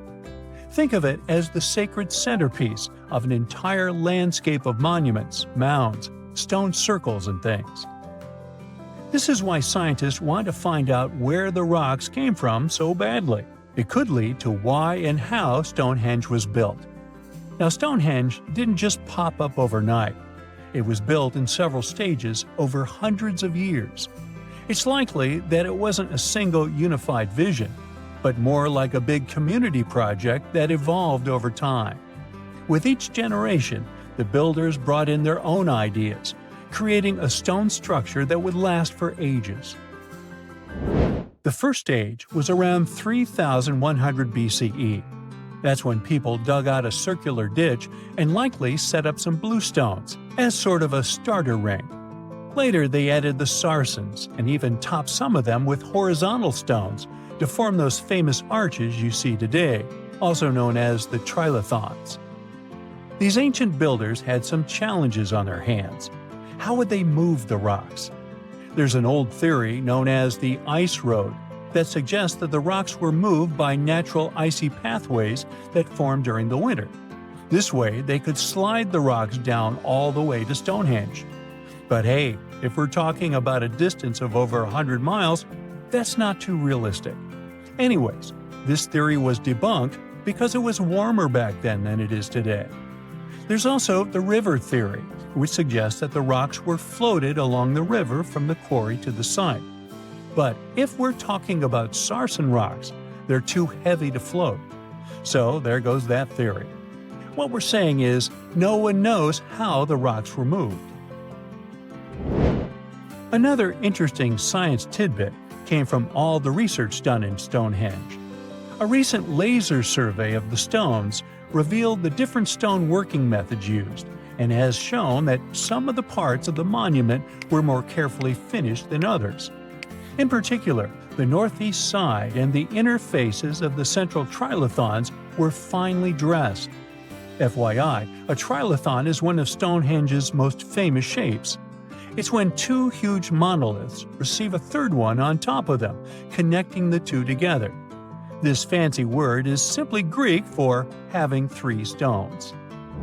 But anyways, the bigger question, and the reason Stonehenge is so famous, is why it was built in the first place. Theories are all over the place, and some sound like they're straight out of a sci-fi show. So here's a rundown of the most popular ideas. There's, of course, the solar calendar theory. This one supposes that the stones are aligned with the movements of the sun, especially during the summer and winter solstices. During the summer solstice, the sun rises to the left of the heel stone, that's the lone stone outside the main circle, lighting up the entire monument. Some say it's the ancient version of a calendar, marking the year's longest and shortest days. Some archaeologists think Stonehenge might have been an ancient healing center. Pieces of bluestone have been found chipped away, possibly by people who believed they had healing powers. The theory goes that people traveled from all over to come to Stonehenge in hopes of a cure for whatever was ailing them. There's also some speculation that Stonehenge was the place to be. Think of it as an ancient gathering spot. Some evidence suggests that communities from distant areas traveled to Stonehenge for gatherings, feasts, and ceremonies. Studies of bones found near the site show they came from all over Britain, making it a sort of prehistoric meetup location. A piece of whale rib has recently been found in a North Carolina mine. Not a big deal, some might think. Hey, why can't a whale be a miner, right? But this fragment offers scientists a unique glimpse at the interactions between prehistoric sharks and whales from around 3 to 4 million years ago. The thing is, 3 tooth marks embellish the rib. That means that the whale was once badly bitten by an animal with a super powerful jaw. Judging by the spacing between the tooth marks, and it reaches almost 2.5 inches. This animal could be a mega-toothed shark. I'm talking about the megalodon. Or it could be a different shark species which was around at that time. The curvature of the shark's jaw shows that the animal was relatively small, between 13 and 20 feet long. Yeah, small. As for the whale, it seems to be the ancestor of a great blue or humpback whale. Researchers are amazed. You don't usually expect to find evidence of animal interaction and behavior preserved in the fossil record. After examining the sample carefully, they concluded that the shark must have gone away with a mouthful, but the whale had survived because most of the fossil fragment is covered with what is known as woven bone. It quickly forms in response to localized infection. Such bone isn't particularly strong, and later the body remodels it into compact bone tissue. But it takes time. The presence of this bone means that the healing was incomplete and the whale passed away 2 to 6 weeks after the unfortunate encounter. On the other hand, its demise could have been unrelated to the infection and injury. Only a handful of fossils show such kinds of interactions between ancient animals. You can often find bite marks on fossils indicating where the animal passed away and its carcass was scavenged. But this fossil is one of a few examples that not only show a wound inflicted by another animal, but also demonstrate that the prey survived. All fossils are exciting for paleontologists. Yes, they need to get out more. But some might look terrifying to regular people. For example, look at this picture of tentacle arms and octagonal-shaped heads. When it first appeared in mass media, internet users claimed that it was some ancient organism that had come from space. Others thought the story was fake, but in fact, both the picture and the fossil are real. The fossil is known as a mortality plate, a fossilized representation of a mass extinction event of one or several species. The fossil actually contains more than a dozen specimens of a type of marine organism called a crinoid. Despite their looks, crinoids were not plants but marine animals. This particular species lived deep underwater on the seafloor. Crinoids were related to starfish, sea urchins, and brittle stars. These creatures could attach themselves to the seafloor with stalks made up of flexible porous discs connected by soft tissue. The stalks were hollow, and that's where the animal's nervous system was located. Crinoids absorbed oxygen through thin-walled tube feet. The creatures usually reached the length of more than 8 inches and had 5 arms lined with leathery-looking tentacle-like structures. They fed on plankton and sloughed off organic material. Now, even though these fossil finds seem to be super exciting, few creatures in the fossil record confuse scientists as much as the Tully monster. This curious sea creature sported a toothy, trunk-like snout and eyes splayed out on a rigid rod. But the most bizarre thing? It has been impossible to classify. Researchers have been considering a variety of organisms, for example, segmented worms, swimming slugs, and primitive eel-like creatures, since the monster was discovered in 1966. Recently, they have even tried to connect it to some species of jawless fish with a backbone-like structure. A team of scientists from Japan has used high-resolution laser scanners to examine the anatomy of Tully monster fossils in 3D. They concluded that the enigmatic fossil might be an invertebrate after all, and still, the true identity of the creature remains elusive. In the 1950s, Amateur fossil hunter Francis Tully found a ghostly imprint of a torpedo-shaped organism with a huge tail fin in the Mazon Creek fossil beds in Illinois. Tully had never seen anything similar to the torpedo structure. He took his find to Chicago's Field Museum of Natural History. Paleontologists working there were baffled as well. Since then, scientists haven't been able to determine where the creature fits on the phylogenetic family tree, or where they should spend Thanksgiving. In 1741, an explorer and captain named Vitus Johansen Bering led an expedition to map the coast of Alaska. The ship he was on got shipwrecked on what later became known as Bering Island, and they got hungry. Half the crew survived thanks to the discovery of an extremely large sea cow. With the meat of these animals nourishing them, the sailors managed to build a small ship from the wreckage and return home. On their way back, a scientist who was among them spent his time documenting the animals and plants they had found. The sea cow was particularly interesting because without it, the crew wouldn't have survived. These animals were more than 26 feet long and weighed around 10 tons. All sea cows are member of the order Sirenia, marine mammals more closely related to elephants than cows. The scientists described them as having black skin, a small head, and stubby forelimbs. Those sea cows floated on the water's surface, munching on kelp. After the information about these animals became widespread, sea otter fur trading expeditions made use of that convenient depot en route. Sea cows were docile and could be easily hunted. Long story short, within 27 years after the scientists mentioned those animals, they were driven to extinction. But it's not the saddest part. The fossil record reveals a much deeper and darker history. Fossils of sea cows have been discovered all over the world, from Japan to Mexico. It means that the animal once thrived in the vast kelp beds around the entire North Pacific Rim. That small population discovered by the expedition was probably the last remains of a once much larger and way healthier population. More likely, Aboriginal hunting had already reduced the numbers of these animals to near extinction levels, and the final blow came from Western hunters. The living close relatives of those ancient sea cows are rarely hunted today. Still, they're under threat of extinction themselves. To some, this amazing fossil might look a bit disturbing. Slaves' lentils are fossils that belong to animals called nummelites. They lived and thrived in a warm, shallow sea covering part of Egypt around 40 million years ago. The name nummelites hints at the fact that larger specimens resemble coins, and in Egyptian folklore, they're even referred to as angel's money. These creatures have a simple, single-celled structure, which contrasts with their super intricate skeleton. Look at this series of spiral overlapping whorls. Each whorl is divided into countless tiny chambers. Nummelites can grow to be 4 inches in diameter, and still, they are the fossils of single-celled animals related to amoeba. How and why did they grow to be so large? The reason could be their symbiotic relationships with other smaller organisms. In the case of modern species, such symbionts are tiny golden-brown single-celled algae called diatoms. The shells of nummelites are relatively transparent, and since they're flat, there's a large surface area for the light needed for the diatoms to photosynthesize. For some reasons, scientists are still debating about them. The presence of plant symbionts in animals dwelling in the sea encourages the growth of a calcareous skeleton in hosts.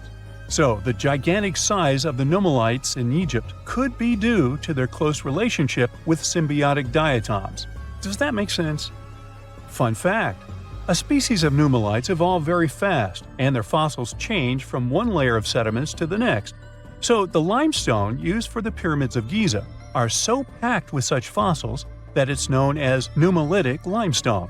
This limestone also contains 2 kinds of nummelites, the smaller slave's lentils and the larger angel's money.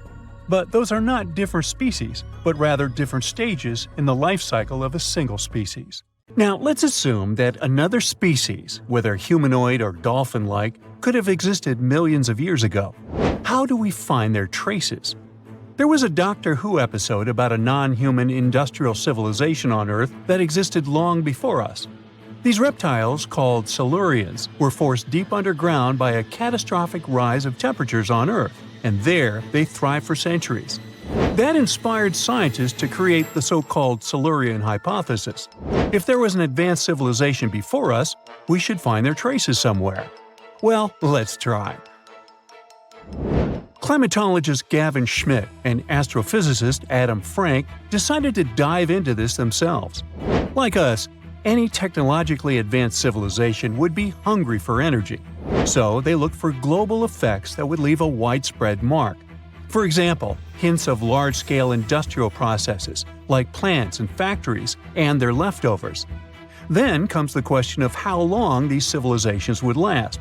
If they existed for a long time, we should look for long-lasting signs, like residues from burning fossil fuels, mass extinctions, synthetic chemicals not found in nature, and even traces of nuclear fission.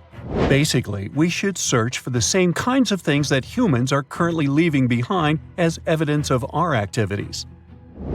Unfortunately, this evidence isn't that easy to find. Let's imagine an unsettling scenario if humanity suddenly disappeared. Even though it seems like we've left a lot of changes on our planet, the future civilization millions of years from now would struggle to find any remnants of our existence. Why? Well, our planet has existed for 4.5 billion years. Complex life on Earth has existed for more than 400 million years. Compared to that, our industrial period only lasted around 300 years, and we haven't left any significant traces. Our record of Earth's history is full of gaps, especially the further back you look. The fossil record captures only some things, being very selective and incomplete. On average, one fossil emerges every 10,000 years, and dinosaur footprints are even rarer. Mountains rise, oceans change, and plate tectonics can easily wipe out evidence of entire civilizations. After a couple of million years, chances are any physical signs of a civilization would disappear. In order to find at least something, we have to look for things like odd sediment patterns or unusual isotopic ratios. Also, fossils mostly form in water, leaving us in the dark about creatures on land or in the jungles.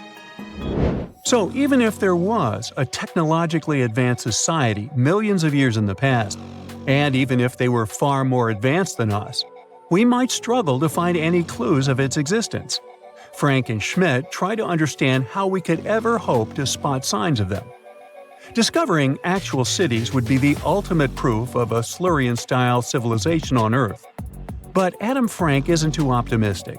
Even now, our cities cover less than 3% of the surface, making it easy to miss ancient city ruins.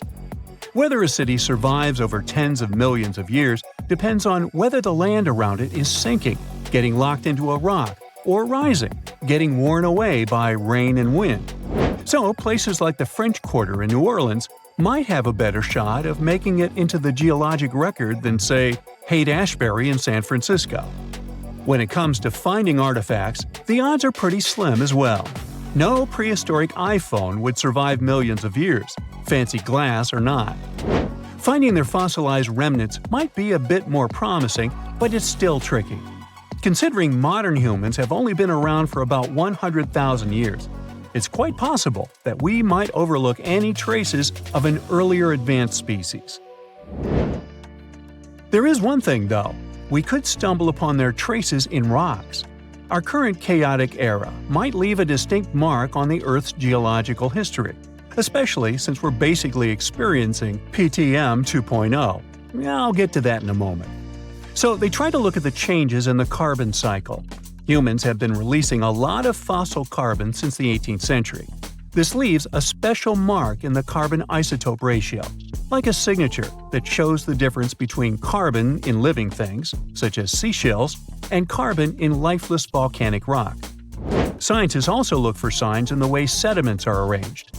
Large coastal deltas might mean that there were bigger rivers made by folks in this hypothetical civilization. Traces of nitrogen could suggest big-scale farming, where they used a lot of fertilizer. Spikes in metal levels in the sediment could mean runoff from heavy industries. Of course, a single find like that wouldn't tell us anything. Schmidt says the key is to look for multiple signs together. Without clear artifacts, the uniqueness of an event might show in various clues rather than a set of changes linked to a single cause. On a quest for Silurian-style clues, scientists even decided to check the moon. Some astronomers find it surprising that no one has looked into this before. They even joked about the possibility of dinosaurs building rockets and leaving traces on the moon or other celestial bodies. These astronomers think that Earth-like planets tend to erase signs of civilizations on their surfaces. So they're exploring the wild notion that these beings might have been space travelers. In that case, remnants of their technology, known as technosignatures, could be lurking not only on our moon, but also on asteroids, or even buried on Mars. There they might endure for millions or even billions of years. Unfortunately, so far, despite digging into the past 380 million years and examining all suspicious events, the researchers haven't found a clear match for a technological civilization. They don't give up, though. Frank calls for more investigation. For example, we could study how modern industrial chemicals stick around in ocean sediments. This, he believes, could help us identify similar chemical traces in the Earth's history. If there are no traces, why do we even bother to find something like that? This research is based on Schmidt and Frank's recent papers. They were delving into the Anthropocene. It's the proposed epoch, dominated by human activities on Earth. It's full of these things called hyperthermals. They're prehistoric events when temperatures on Earth sharply increased over a relatively short time. They're like extreme heat waves from the past. A great example of this is the Paleocene-Eocene thermal maximum, or PETM for short. It happened around 55.5 million years ago and saw a rapid rise in global temperatures. Over 200,000 years, the average temperature on Earth jumped from about 9 to 14 degrees Fahrenheit. We study these hyperthermals to understand how they occurred, from natural causes or human activities. So, these hyperthermals sparked the genesis of Frank and Schmidt's research. To study them, scientists started examining chemical signals and tracers left in rocks. When doing that, Schmidt and Frank uncovered some eerie parallels between all the climate issues we have today and past periods of rapid temperature shifts. There's a close similarity between the PETM and other hyperthermal events. So all this work isn't just about solving a historical mystery. Understanding our impact on the environment can guide us to finding better ways to live in harmony with the planet and avoid becoming a forgotten species in the future. Our Milky Way is filled with lots of planets that could be just right for life, but we don't know if there are other civilizations out there. Earth is the only place we know of with living beings. About 200 years ago, people wondered if there might be civilizations on Mars. Back then, it was a real question, but once we got pictures from space probes, we decided there wasn't any evidence for it, and that idea got stuck in our minds. Now, it's not even considered a valid topic for serious science. It's seen as kind of silly. But no one has set clear limits on what could have happened on our own planet a really long time ago. So, even if there is no proof, we shouldn't throw away the possibility. Don't forget, it took humanity a while to recognize dinosaurs. Maybe Silurians are just patiently waiting for their time. The latest supereruption of Yellowstone occurred 640,000 years ago, and it was long before Homo sapiens saw the light of day. But we were around during another, no less devastating natural disaster. This supereruption took place on the island of Sumatra around 74,000 years ago. That's when an erupting supervolcano wreaked havoc on huge territories, sending up plumes of debris and ash that spread for thousands of miles and caused temperatures on the planet to plummet. The effects of this supereruption were visible as far away as southern Africa. Experts believe they could have impacted early humans there. By the time the volcano erupted, our ancestors had already been using stone tools and had likely known how to produce yarn. And some specialists even think that the Toba supereruption was so powerful it could push our ancestors to the brink of extinction. They claim that Toba might be the largest volcanic eruption to occur on Earth within the last 2 million years. The eruption disgorged so much pyroclastic rock it would be enough to cover the entire United States to the depth of a one-story house. About a third of that deposit piled up on northern Sumatra, while a lot more ended up beneath the floor of the Indian Ocean. The super eruption left an elliptical crater lake around 60 miles long. The caldera is so large it's hard to feel that you're indeed in a volcano. Pumice deposits from the eruption remain in the canyon walls and go deep below the ground. There aren't many arguments about the amount of pumice and ash involved in this disaster. At the same time, experts aren't sure how much sulfur ended up in the atmosphere. Even some sulfur layers in the polar ice could be potential candidates, but so far, scientists haven't found any connection between them and Toba. But let's get back to the dramatic impact the super eruption had on early humans. It turns out some not only survived but even thrived after this natural catastrophe, at least judging by the artifacts they made during and after the eruption. The disaster might not have posed a serious threat to those of our ancestors who took refuge along the coast. Genetic evidence hints that modern humans descend from a few thousand people that ventured out of Africa around 60,000 years ago. Why just a few thousand? According to some experts, the rest of our ancestors could have been devastated by the Toba eruption. After all, the supervolcano spewed out 1,000 cubic miles of dust and rock in a flash, leaving a scar in the ground that was dozens of miles wide. All that dust and sulfur Toba sent into the atmosphere potentially cooled the surface of our planet, which led to the appearance of glaciers and the lowering of Earth's sea levels. And since Toba might have had an important role in shaping humankind, scientists have been working hard trying to understand precisely how early humans reacted to this disaster. In 2011, several researchers found an enigmatic soil sample in South Africa's Pinnacle Point, an archaeological site overlooking the Indian Ocean. This sample contained some volcanic ash. After examining the layer, they found more than 400,000 artifacts left by early humans. Those ranged from heat-treated stone tools to signs of fire and animal bones. Based on this finding, the team suggested that early humans on the South African coast thrived after the eruption, living in that area for thousands of years and improving their tools. The region might have served as a refuge during and after the Toba eruption. A 2009 study suggested that the eruption could have lowered global temperatures by 14 degrees Fahrenheit. It would have made survival tough elsewhere in Africa. If there had been a volcanic winter, it wouldn't have been as cold along the coastline. On the other hand, newer studies claim that Toba spewed out so much sulfur into the atmosphere that the resulting aerosols could have stuck together, which would have limited their cooling effect in the long term. In other words, right after the eruption, temperatures would have plummeted, but only in some regions. And after 3 years or so, the effects of the eruptions would have calmed down altogether, becoming not dangerous to humans. Well, apparently, more research is needed.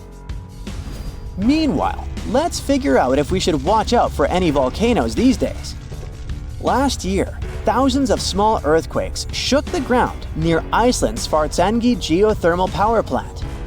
Magma rose to the surface there, and now it has opened wide fractures slicing through the small town of Grindavik. The ground there is still swelling, and an eruption might happen with little notice. But of course, that's not all. Over the planet, 45 other volcanoes keep rumbling. For example, Italy's Vesuvius, that infamous thing that finished the city of Pompeii in 79 CE. Over the last 17,000 years, the volcano has experienced 8 explosive eruptions, followed by powerful pyroclastic flows, dense masses of super hot ash, lava fragments, and gases flowing at high speeds. The volcano's last eruption happened in 1944. Mount Rainier is one of the most dangerous volcanoes in the USA. Its high elevation, chemical composition, and proximity to Washington's Seattle and Tacoma suburbs, and the volcano's ability to produce massive pyroclastic flows make Mount Rainier a threat to consider. The heat from this volcano could potentially melt the ice and snow covering it, leading to rapid downstream flows of debris, mud, and rocks. The Novarupta volcano in Alaska's Katmai National Park and Reserve formed in a 1912 eruption, which was the world's largest in the 20th century. The volcano sent almost 7 cubic miles of ash and debris into the air. It also produced such a powerful ash flow that it created the Valley of 10,000 Smokes. Mount Pinatubo is located in a populated region in the Philippines. It became notorious after a 1991 massive eruption, which was the second largest eruption of the 20th century. More than 700 people lost their lives during that natural disaster. Today, more than 21 million people live within 62 miles of Pinatubo. Mount Agung, a continuously erupting volcano in Indonesia, had its last major eruption in 1963. It was one of the most tragic eruptions in the country's history. It lasted for 11 months, producing ashfall and pyroclastic flows that led to the loss of more than 1,000 lives and serious property damage. People saw ash plumes above the volcano throughout 2018, following the eruption in November 2017. Japan's Mount Fuji hasn't erupted since 1707. That year, a massive earthquake likely set it off. In 2014, experts warned that Fuji could be at risk of another eruption following the 9-magnitude earthquake that shook Japan in 2011. Experts believed the earthquake had raised pressure below Fuji. The eruption in 1707 sent so much ash and debris into the air that all this mass even reached Tokyo. Should Fuji erupt again, it would affect more than 25 million people in the surrounding areas. The eruption of Washington's Mount St. Helens in 1980 was one of the most destructive volcanic events in U.S. history.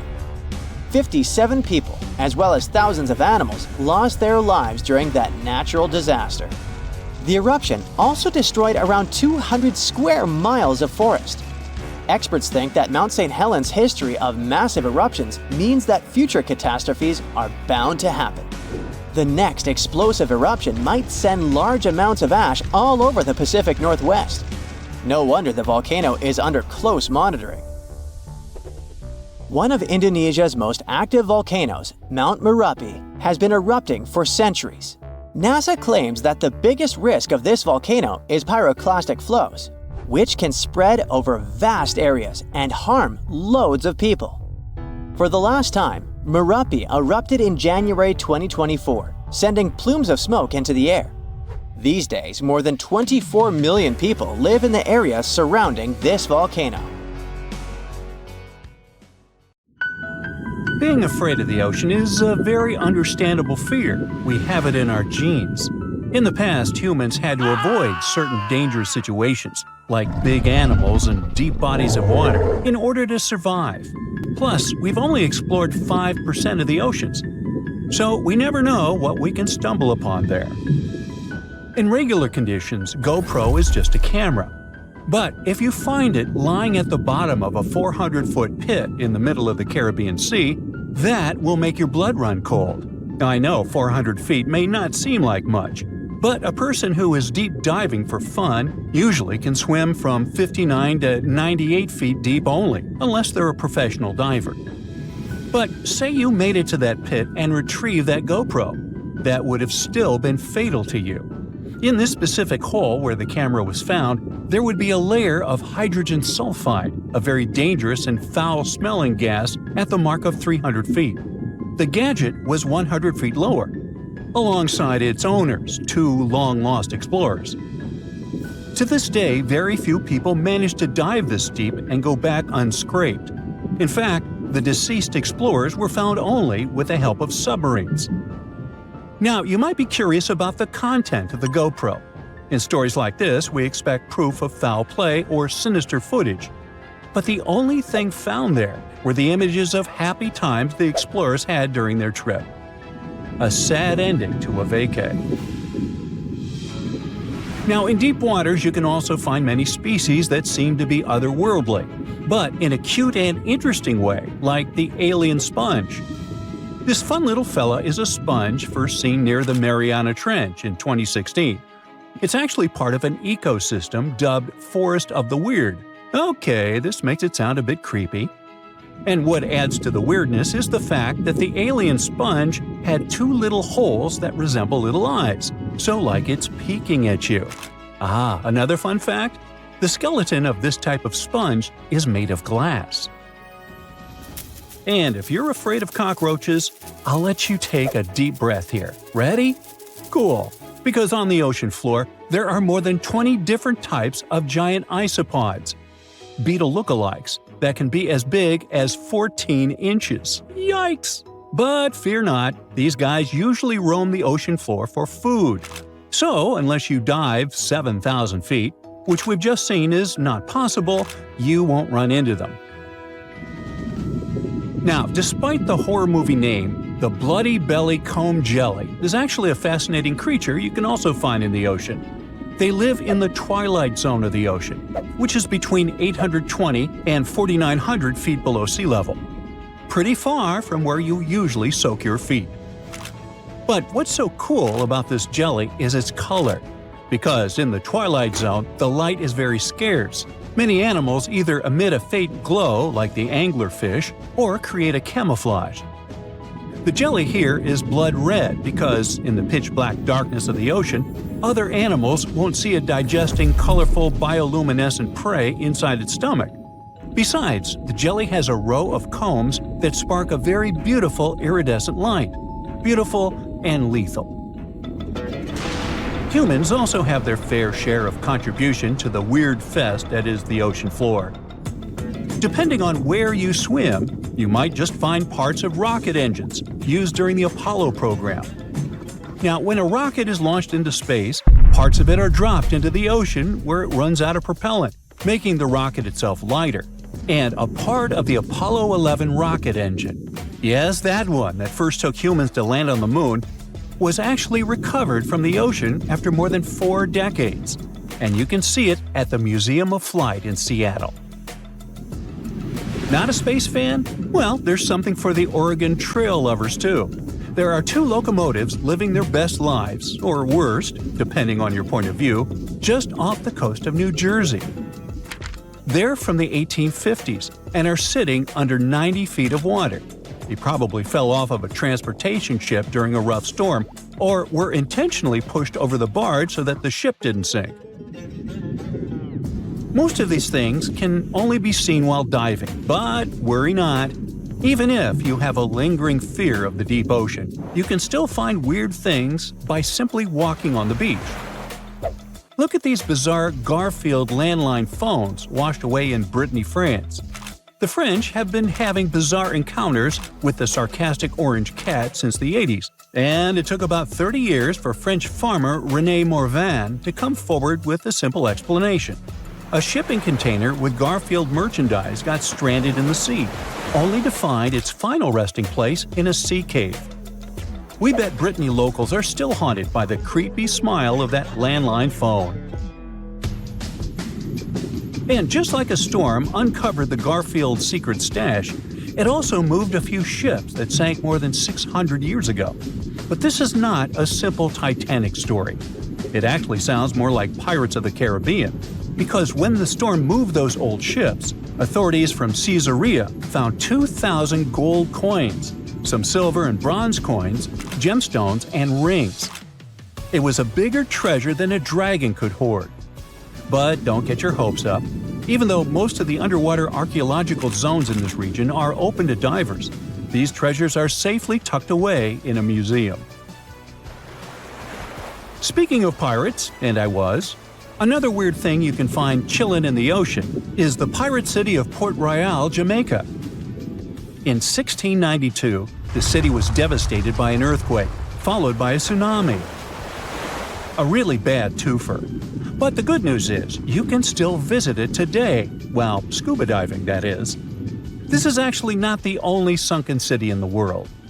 There's also Thonis Heracleion in Egypt, which is not at the bottom of the sea per se, but at the mouth of the Nile River. There's also Baiae, a Roman town built atop a supervolcano.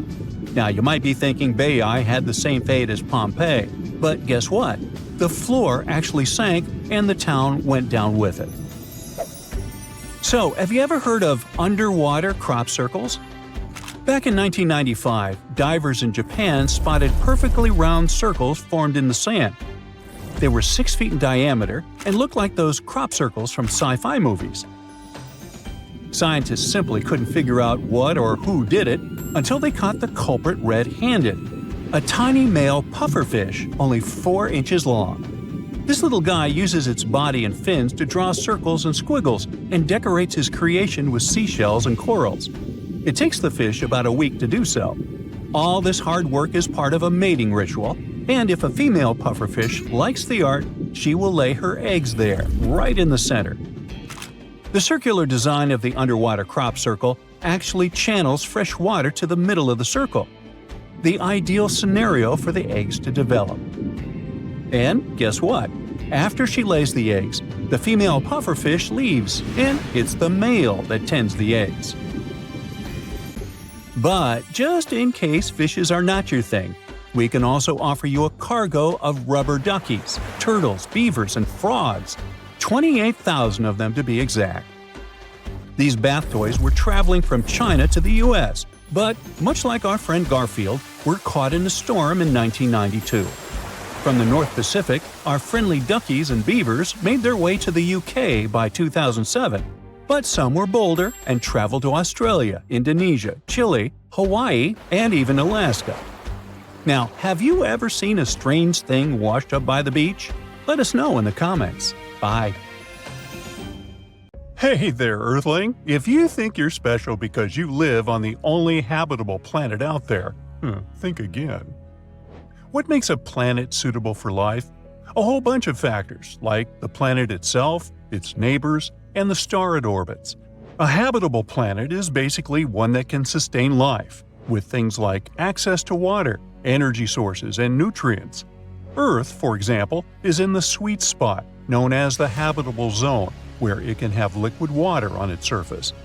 But just being in this zone doesn't automatically mean a planet is habitable.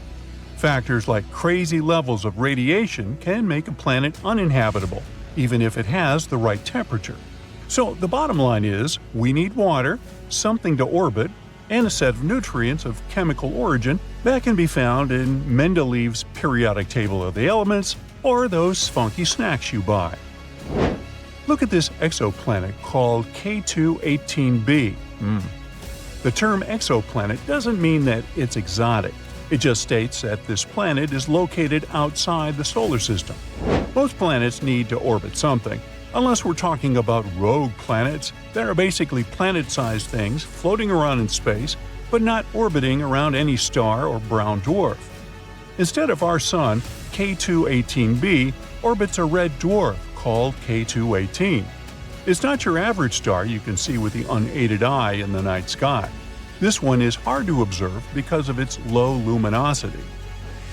K2-18b is indeed a planet far, far away. It's located 38 parsecs away from Earth. 1 parsec is somewhere around 19 trillion miles. Hey, you do the math. Hint, lots of zeros. K2-18b is a sub-Neptune, meaning that it has a smaller radius than Neptune. However, it's much bigger than our humble abode. It's about 2.6 times the radius of Earth. As for the weight, K2-18b is way chunkier than Earth. It's about 8 times as massive. It takes 33 days for this planet to go around its star, and it gets just about as much starlight as Earth gets from the Sun. This planet has a light intensity of 1.28 times greater than Earth and has an equilibrium temperature of 28 degrees Fahrenheit. Nope, it doesn't mean that K2-18b feels like New York in January. It only gives us an idea of the theoretical temperature put there. The planetary equilibrium temperature is basically the temperature a planet would have if it was perfectly balanced in terms of radiation. It's when the amount of heat leaving a planet is the same as the amount of heat coming in. Now, the trillions of miles that set us apart aren't a problem for potent telescopes, such as the Kepler Space Telescope that discovered this planet and the James Webb Space Telescope that is studying its atmosphere now. In 2019, scientists announced that they had found water vapor in the atmosphere of exoplanet K2-18b, which sparked widespread interest toward this outlandish world. 4 years later, the Webb telescope detected carbon dioxide and methane swirling in the air of this guy. Carbon dioxide is basically our best friend here on Earth. Humans need it to breathe properly and keep our blood pH in check. And plants love this stuff too, because it helps them make oxygen through photosynthesis. Obviously, we can't survive without it. Without methane either. However, this little gem got some scientists buzzing with excitement even more due to the discovery of some funky dimethyl sulfide gas molecules in its atmosphere. In 2023, scientists from the University of Cambridge spotted carbon-based molecules like methane and carbon dioxide hanging out on K2-18b with the help of JWST. This could mean that this exoplanet might feature a hydrogen-rich atmosphere and a watery surface. There's a potential whiff of dimethyl sulfide or simply DMS in the mix. On Earth, this stuff is usually linked to life, since it's normally produced by photoplankton in the oceans. The fact that we're picking up hints of DMS on K2-18b is like finding a golden ticket in the cosmic chocolate bar. Hey, kinda gives you the willies now, doesn't it? Why is DMS so important, you ask? Well, it's a bit of a superhero on our planet, playing a crucial role in the sulfur cycle and even affecting our climate by helping clouds form. And spotting DMS on other planets could be a sign of life similar to ours. Looks like this planet is a nice spot with its not that rough temperature and all the right nutrients to keep us alive. So, what's your take on its overall look? It probably took the planet a good few million years to come together. While things might heat up deep down underground, it shouldn't make a big difference on the surface. Some experts believe it could be home to a water or molten lava ocean, with a hydrogen-rich atmosphere resembling a gas giant like Uranus or Neptune. Now this one doesn't really match our Earth standards, since our atmosphere is mostly made of nitrogen. If there's an ocean, it's likely under a thick layer of ice and rock, which could mess with the planet's climate. Once things get really hot, the line between the ocean and the sky blurs. We're not totally sure if there's a liquid ocean on K2-18b, and it's tricky to see one from afar. Just looking at the planet's size and weight won't give us the answer. The whole liquid water ocean thing is up in the air. Initially, we thought water in a supercritical state was most likely, but new observations point toward a liquid ocean. Suspicious gases like hydrocarbons and ammonia might be moving from the air into the water if there's an ocean, which could mean no clear line between the sky and the sea. But some experts say a molten rock ocean could be doing the same trick. Others think a gas-rich mini Neptune setup could explain things too. The Hubble Space Telescope did some snooping and found that K2-18b is rocking an atmosphere filled with hydrogen. They think there might be some water vapor hanging out there too, but it's a bit of a mystery. Apparently, the James Webb Space Telescope got a peek and saw less than 0.1% water vapor, possibly because the planet has a dry stratosphere vibe going on. As for ammonia, it's nearly non-existent in that distant world. Methane and carbon dioxide seem to be dominant in the atmosphere, making up about 1%. But don't expect to see any other carbon oxides crashing the party. Their concentration is just a guess at this point. The atmosphere of K2-18b is just a small fraction of its total mass, around 6.2%, and has probably got a similar vibe to Uranus and Neptune. Haze-wise, there's not much going on, and water clouds are a bit of a mystery. They're probably icy, although there's a chance for some liquid water clouds too. Now, besides water, the atmosphere could also contain some ammonium chloride, sodium sulfide, potassium chloride, and zinc sulfide clouds, depending on what the planet is into. And it seems like things might get a bit turned up high in the atmosphere, with the temperature inversion causing a stratosphere situation, just your average day in outer space. So far, scientists have come up with several climate models this planet might have. For example, some of them think that there's the same temperature across the whole planet, unless the planet is spinning super fast and the temperature difference between the poles and the equator is minor, but these are all speculations at this point. The amount of radiation K2-18b gets from his star is similar to what Earth gets. The temperature on the planet might be anywhere from really cold to pretty warm. Whether it can support life depends on its atmosphere and clouds. Scientists think microorganisms from Earth could survive there, even with all the hydrogen. But it's still hard to tell if there's life on K2-18b because the gases we usually look for might not work in its atmosphere. Scientists think the James Webb Space Telescope might be able to detect different markers of life on the planet with enough observations. Miles and miles of yellow sand, treeless mountain ridges, and scorching hot sun over your head. And suddenly, something you'd never expect to come across in a barren desert. A small group of overexcited people. They're as happy as you would be if you had won a lottery. They've just found an ancient tomb, once flooded with its walls in bad shape. But the stuff they discovered inside proves that this is the burial site of one of Egypt's most mysterious pharaohs. Historians have been hunting for his tomb for years, but no one expected it to hide ancient treasures. Fast forward. After careful examination of the site, Egyptian officials have announced the discovery of the tomb of King Thutmose II. It's the last missing tomb from Egypt's 18th dynasty.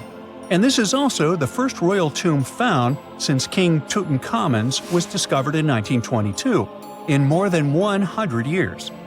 A team of Egyptian and British archaeologists found the tomb in the Theban Mountains area, west of Luxor, near the famous Valley of the Kings.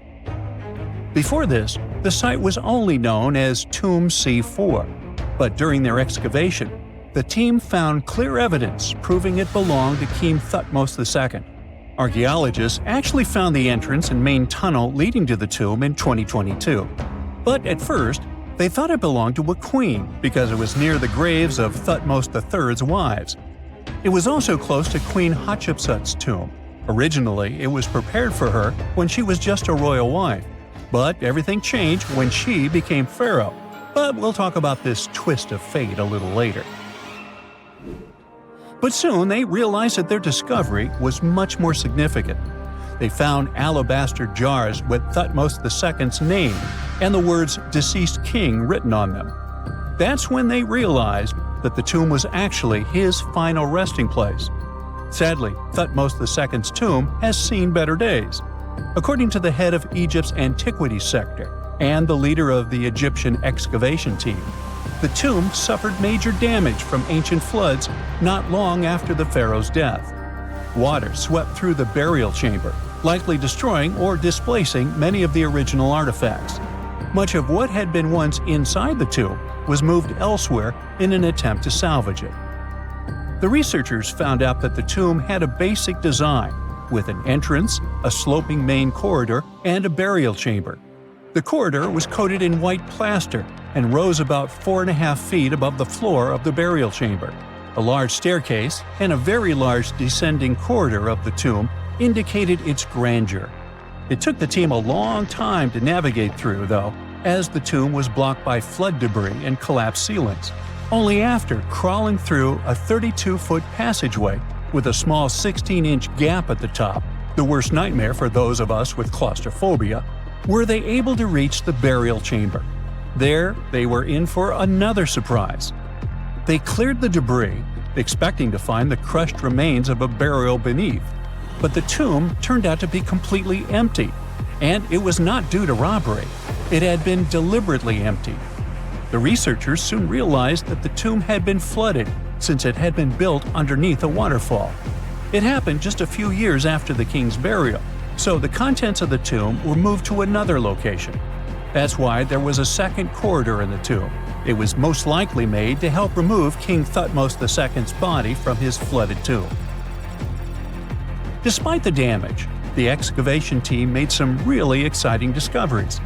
They found traces of mortar decorated with blue inscriptions, yellow stars, and fragments from the Book of Amduat, one of the most significant funerary texts in ancient Egypt.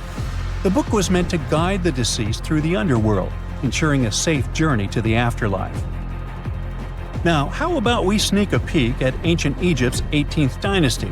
It was all about conquering lands, expanding the empire, and building jaw-dropping monuments. Some of the biggest names from that era, Thutmose I and Thutmose III, both legendary warrior kings who left their mark in history. Thutmose I was a fierce fighter who led major military campaigns, pushing Egypt's border further south than ever before, all the way to the fourth cataract of the Nile. His victories gave Egypt access to new trade routes, stronger political ties, and more wealth. His conquests were so significant that they were recorded in the tombs of his top officials. Thutmose III, sometimes called Thutmose the Great, took things even further. He was not only an incredible military strategist, but also the commander of Pharaoh Hatshepsut's armies before becoming king himself. He led between 17 and 20 military campaigns, winning every single one and expanding Egypt's empire to its peak. He even created the world's first navy. Thutmose III is often remembered as Egypt's greatest warrior pharaoh. And sandwiched between these two powerhouses was Thutmose II, a pharaoh who doesn't get nearly as much attention. Hey, the middle child, right? His reign lasted only about 5 years before he passed away at around age 30 in 1479 BCE. He is kind of a mystery. No one really knows what he accomplished. For the longest time, even the location of his burial site was totally unknown. His body was actually found in the 19th century. It was just lying around in the mortuary temple of Deir el-Bahari, in a secret chamber where priests used to hide royal mummies centuries after their original tombs were looted by grave robbers. In other words, Thutmose II's body must have been moved from his original resting place at some point in history to protect it. During his lifetime, Thutmose II made at least one major impact on Egyptian history. He married his half-sister Hatshepsut. That might not sound like a big deal, but it helped her become Egypt's greatest female pharaoh after he passed. The catch? She kept her stepson, Thutmose III, off the throne for decades. When he finally took power, he erased her name from history out of spite. And still, Hatshepsut is one of Egypt's greatest pharaohs, no matter if you're talking about a man or a woman. She brought a lot of wealth and art to Egypt. She led a big trading trip to a place called Punt, where she brought back things like gold, ebony, and incense. She also made sure her name lasted by building amazing structures that we can still see today. At Karnak, she added huge obelisks. One of them is still standing tall. She also was the one to build the Temple of Deir el-Bahari with its countless columns. She was buried there. Interestingly, Hatshepsut was often shown in art as a man with muscles and a beard, like how pharaohs were usually depicted. But she made sure there was always something in the artwork that reminded people she was a woman, like calling herself Daughter of Re or His Majesty herself. When she passed away in 1458 BCE, Egypt wouldn't have a female ruler as powerful as her until Cleopatra, about 1400 years later. According to Egypt's Supreme Council of Antiquities Secretary General, isn't that a mouthful? Hatshepsut's name actually appears in Thutmose II's tomb, meaning she might have even handled his burial. As for their final resting places, well, Hatshepsut was buried in the Valley of the Kings, and Thutmose II's mummy is now in the National Museum of Egyptian Civilization, alongside other ancient Egyptian rulers. It gives visitors a rare chance to see the remains of a nearly forgotten pharaoh. Now, experts consider the discovery of his tomb to be one of the most significant in recent years. The artifacts found there add important details to our understanding of the history of the region and Thutmose II's rule. And even though the tomb's design is fairly simple and follows the same architectural style preferred by later Egyptian rulers, its historical importance is undeniable. In any case, the mission isn't over yet. Archaeologists are now focusing on solving another mystery. Where did the rest of the tomb's contents end up? The team is determined to continue their search. Who knows what other secrets they will uncover that have remained hidden beneath the sands for thousands of years. The most exciting accidental discovery I've made in my life was a $10 bill in my old winter jacket. Some folks are luckier though, as they find underground cities from centuries ago or make inventions that turn them into millionaires. Velcro was invented after a routine walk in the woods. Kellogg's cornflakes were inspired by a chipped tooth, and Play-Doh saved a business empire from falling by chance. Back in 1998, electrical engineer John Williams found something that looked like an electrical plug sticking out of the ground. He started digging and noticed that it was stuck in a small rock. He found it in a rural location in North America, far from civilization, industrial complexes, airports, factories, and electronic plants.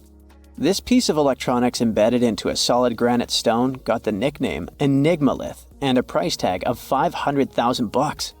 Some scientists are sure it's a big hoax and not a souvenir left by some visitors from space, as Williams claims.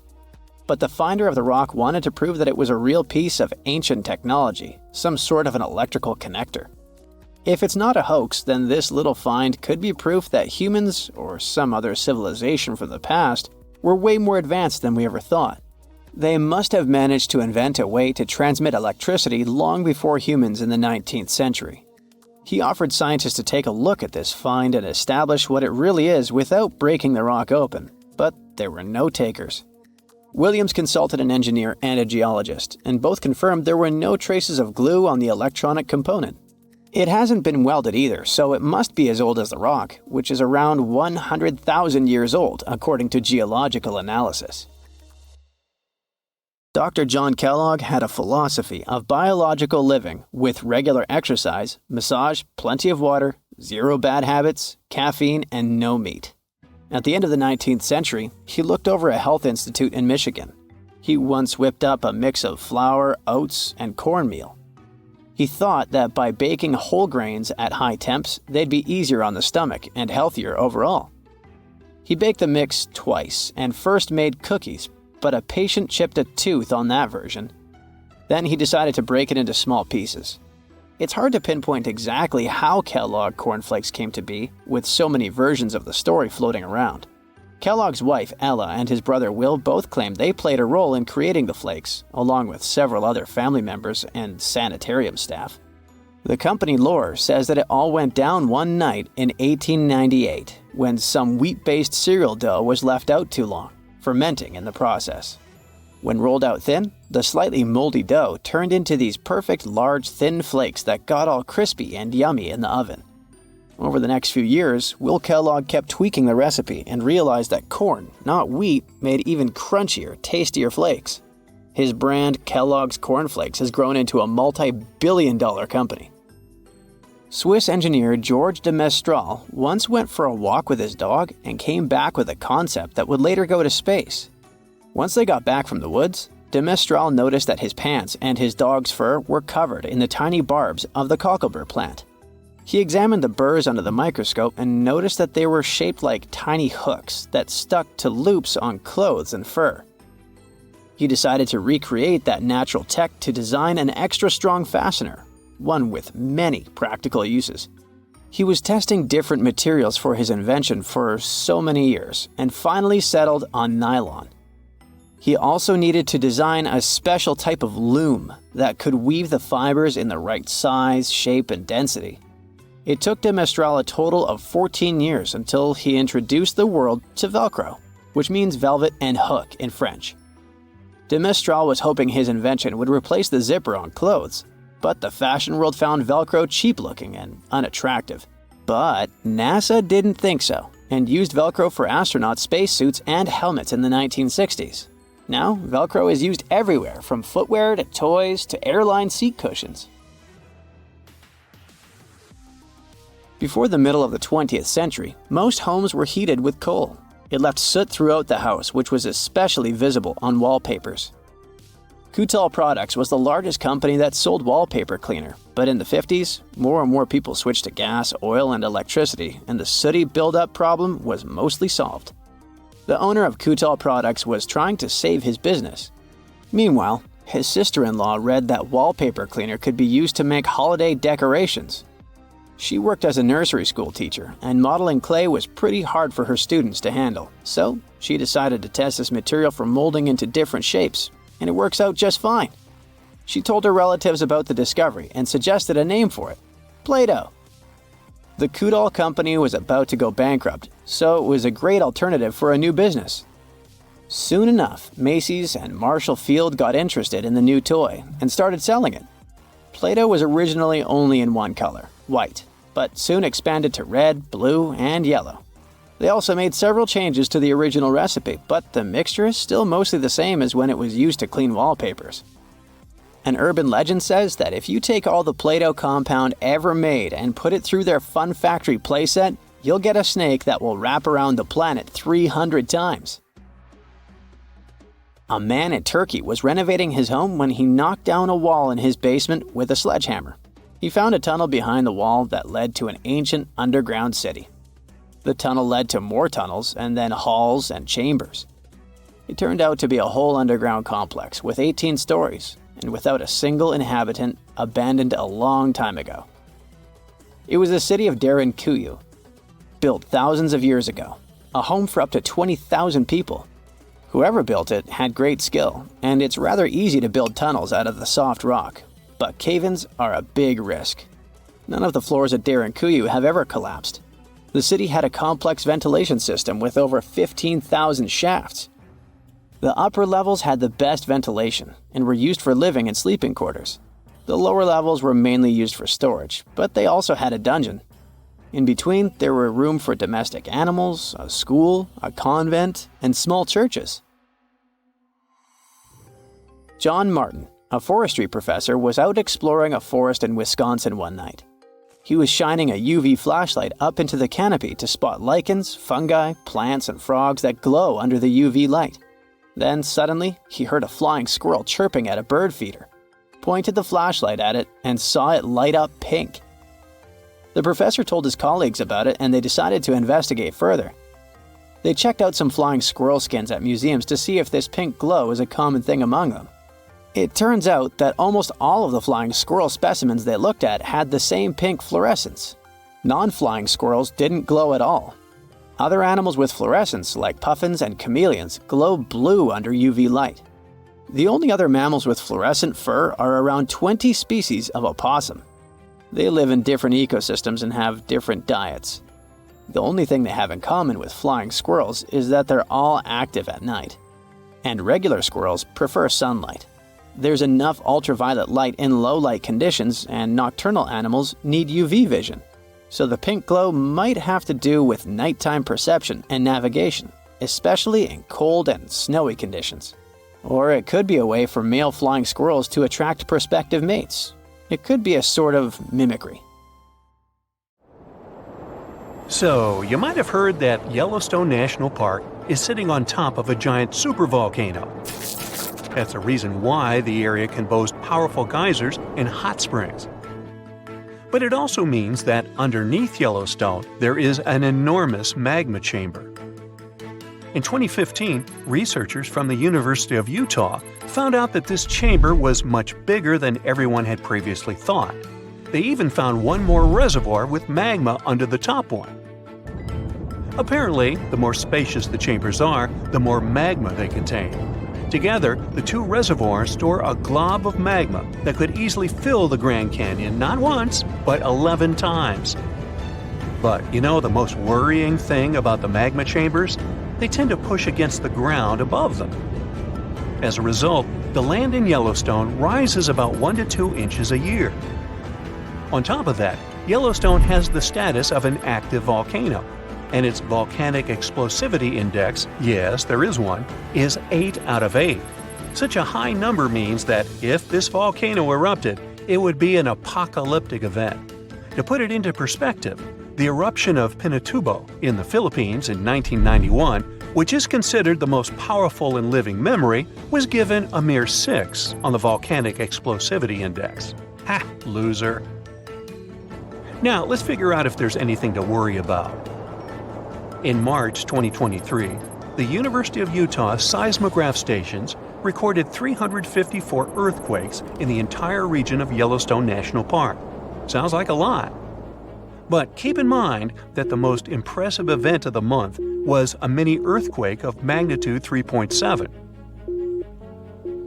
It was part of a swarm of 106 earthquakes that began on March 29th and continued until the end of the month. Yep, earthquakes apparently also come in swarms, so be aware. Experts say that Yellowstone's seismic activity is, well, kind of more active than usual, but it's really nothing serious. A geophysicist working at Yellowstone Volcano Observatory called Michael Pollan claims that the volcano won't erupt anytime soon. For this to happen, there must be enough magma ready to erupt beneath the surface. Whew. There should also be enough pressure to cause this magma to rise. But neither of these conditions exist today. According to the expert, Yellowstone is stable now.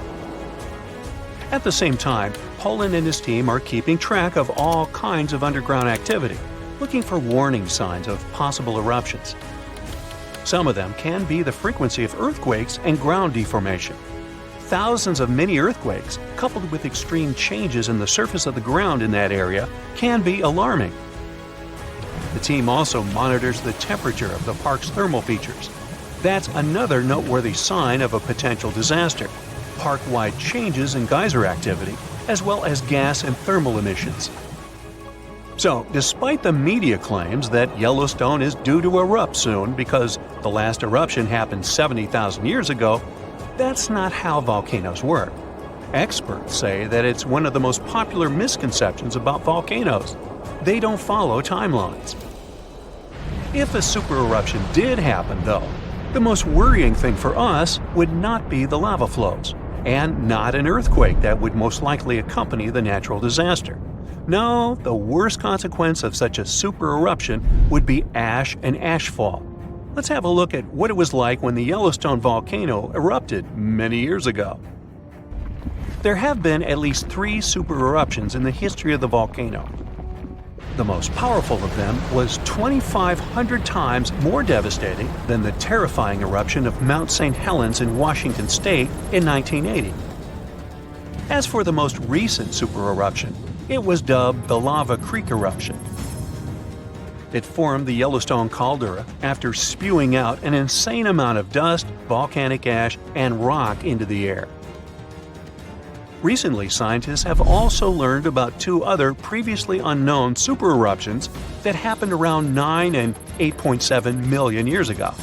The younger of the 2 is now considered to be the largest recorded event of the whole Snake River Yellowstone volcanic province.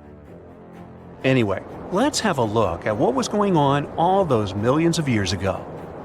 Because I wasn't around then, so we're all assuming this stuff based on evidence. The first signs of the disaster appeared long before the catastrophe broke out. For thousands of years, the heat had been welling up from within the planet's insides. It had been melting rock beneath the planet's crust and leaving behind huge chambers.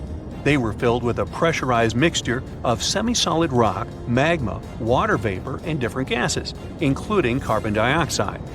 All this scorching underground soup was expanding since more and more magma arrived with time. The land over the volcanic system was rising upward almost unnoticeably. A year before the supereruption, Yellowstone gave a warning, a burp maybe, but that long ago there was no one who could interpret these signals. Plus, those alarming processes were mostly going on underground. For example, decompression releases gas bubbles. While bursting, such bubbles can often power particular kinds of eruptions. Months before the eruption, small-scale earthquakes became more frequent and more intense. The ground in many spots all over the supervolcano got hotter than it used to be. Surface lakes and groundwater also became warmer. If people had been around at that time, they would have noticed unusual steam fogging in that area. Not long before the eruption started, the growing pressure pushed the ground over the magma chamber up. This created a dome-shaped uplift. Narrow cracks started to open along the edges of this dome. Imagine opening a bottle of soda after you've shaken it. Something like that was happening near the volcano. Think Mentos and Diet Coke. The pressure was released through the fractures when gases were bursting out from under the surface. So right before the disaster, the ground around the Yellowstone volcano lifted. Geothermal pools and geysers heated up to boiling temperatures and got more acidic than usual. The magma started to rise toward the surface.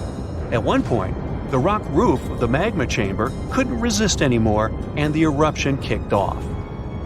Small but constant tremors began to move the ground days before the catastrophe. But the real shaking didn't start until several minutes before the eruption. With a deafening roar, a massive column of lava and ash hurled up into the air. Within several minutes, a pyroclastic flow rushed across the area at a hurricane-force speed. Such a flow is a liquid mixture of half-solid lava pieces, volcanic ash, and hot, expanding gases. It looked like an extremely hot, toxic snow avalanche. With a temperature of about 1,300 degrees, it was burning everything in its path. The volcano kept pumping ash for days on end. For all living creatures, ash fallout was one of the most dangerous consequences of the eruption. Volcanic ash turns into glassy cement within seconds of being inhaled. Most animals didn't have a chance to survive. Even thick trees started to collapse under the weight of this dense substance. It only took a couple of days until a thick layer of ash covered huge territories. After the ash got into the stratosphere, the temperatures all over the world started to drop. The eruption was rich in sulfur, which is an effective sunblocker. That's why it soon got so cold that there was no summer in the whole world for the next several years. Animals couldn't find food and clean water. This natural disaster, called the Gray's Landing supereruption, was colossal. That's how researchers described it in their recent studies. It affected a huge territory. The streams of lava enameled an area as large as New Jersey in scorching hot volcanic glass. It instantly sterilized the land surface, wiping out all the plant life that had been thriving there before. Now, if such an eruption were to happen these days, it would cover Colorado, Utah, and Wyoming with almost 3 feet of toxic volcanic ash. Many regions would be plunged into darkness. Even the coast, where most Americans live, would experience problems with the spread of the ash cloud. It would destroy crops and contaminate pastures, ruin power lines and electrical transformers. Well, so I'm sure you'll agree with me, it's a good thing that such a disaster isn't expected to occur anytime soon. Hey, we got enough other stuff on our plate. Scientists have recently discovered Leonardo da Vinci's hidden passages under a medieval castle in Italy. They followed a newly found 15th century sketch by the creator of the Mona Lisa and found one of the unexplored architectural wonders from the age of the Renaissance. Construction of the Sforza Castle started back in 1358, but it was destroyed about a century later during a local crisis. Then, in 1450, Francesco Sforza, the Duke of Milan, decided to rebuild it on the old ruins. After he passed away, his son Ludovico took over and kept improving the castle. He brought in some of the best artists of the time, including Leonardo da Vinci, to decorate its walls. We can still see Leonardo's frescoes today in the Room of Wooden Boards. While he was working at the castle, da Vinci also recorded some historical underground passages hidden beneath the outer wall. The drawing, dated between 1487 and 1490, was found at the Institut de France in Paris. The sketch is highly precise, and it proves that Leonardo was really interested in fortification design and was great at documenting existing structures. Historical records show that Ludovico ordered the building of an underground passageway that led straight to a basilica, where his wife was buried. Ludovico married Beatrice in 1491, and they had a happy but tragically short marriage, as Beatrice passed away while giving birth in 1497. The Duke locked himself away for weeks, grew a beard, and wore only black clothes while he was mourning his beloved wife. The secret tunnel may have stretched over a half a mile and would let Ludovico visit her grave in private. It could have served as an escape route if the castle was ever under siege. The existence of the tunnels remained one of the mysteries of the Renaissance for years, as no one knew for sure they were there. But now, scientists finally uncovered the secret history. They used a combination of ground-penetrating radar and laser scanning to build up an accurate 3D model of all the structures under the castle. They found the tunnels Da Vinci alluded to in his drawings, and it looks like they may have only been a small part of a whole system of historical underground passages. The goal is to create a complete digital twin of the castle that will not only show all the preserved constructions, but also the ancient ones that are no longer visible. They also plan to add augmented reality to the virtual paths to let visitors discover Leonardo da Vinci's hidden passages. Now, we don't know if the genius actually took part in constructing the hidden passages that scientists recently discovered, but we do know about some other Leonardo da Vinci inventions. He created the first satellite-like map in 1502, long before photography or satellites were even a concept. A famous figure in Italy, Cesare Borgia, invited Leonardo to a small town called Imola, near Bologna, to create a highly detailed map for him. Back then, maps were not very precise, as no one had figured out how to show exact distances on a smaller scale. Instead, people spent a lot of time decorating them with dragons, roses, fancy castles, mountain ranges, flowers, and other artistic details. These maps look more like beautiful paintings meant to be displayed, rather than practical tools for navigation. But Cesare Borgia wanted something truly functional, and Leonardo managed to create something revolutionary in the field of cartography. If you compare satellite images of Imola today with Leonardo's map, the similarities are striking. He captured every alley, curve of the streets, roadways, and even the exact sizes of the buildings. And he did it all by hand, using just a pencil, ruler, compass, and several of his own clever inventions.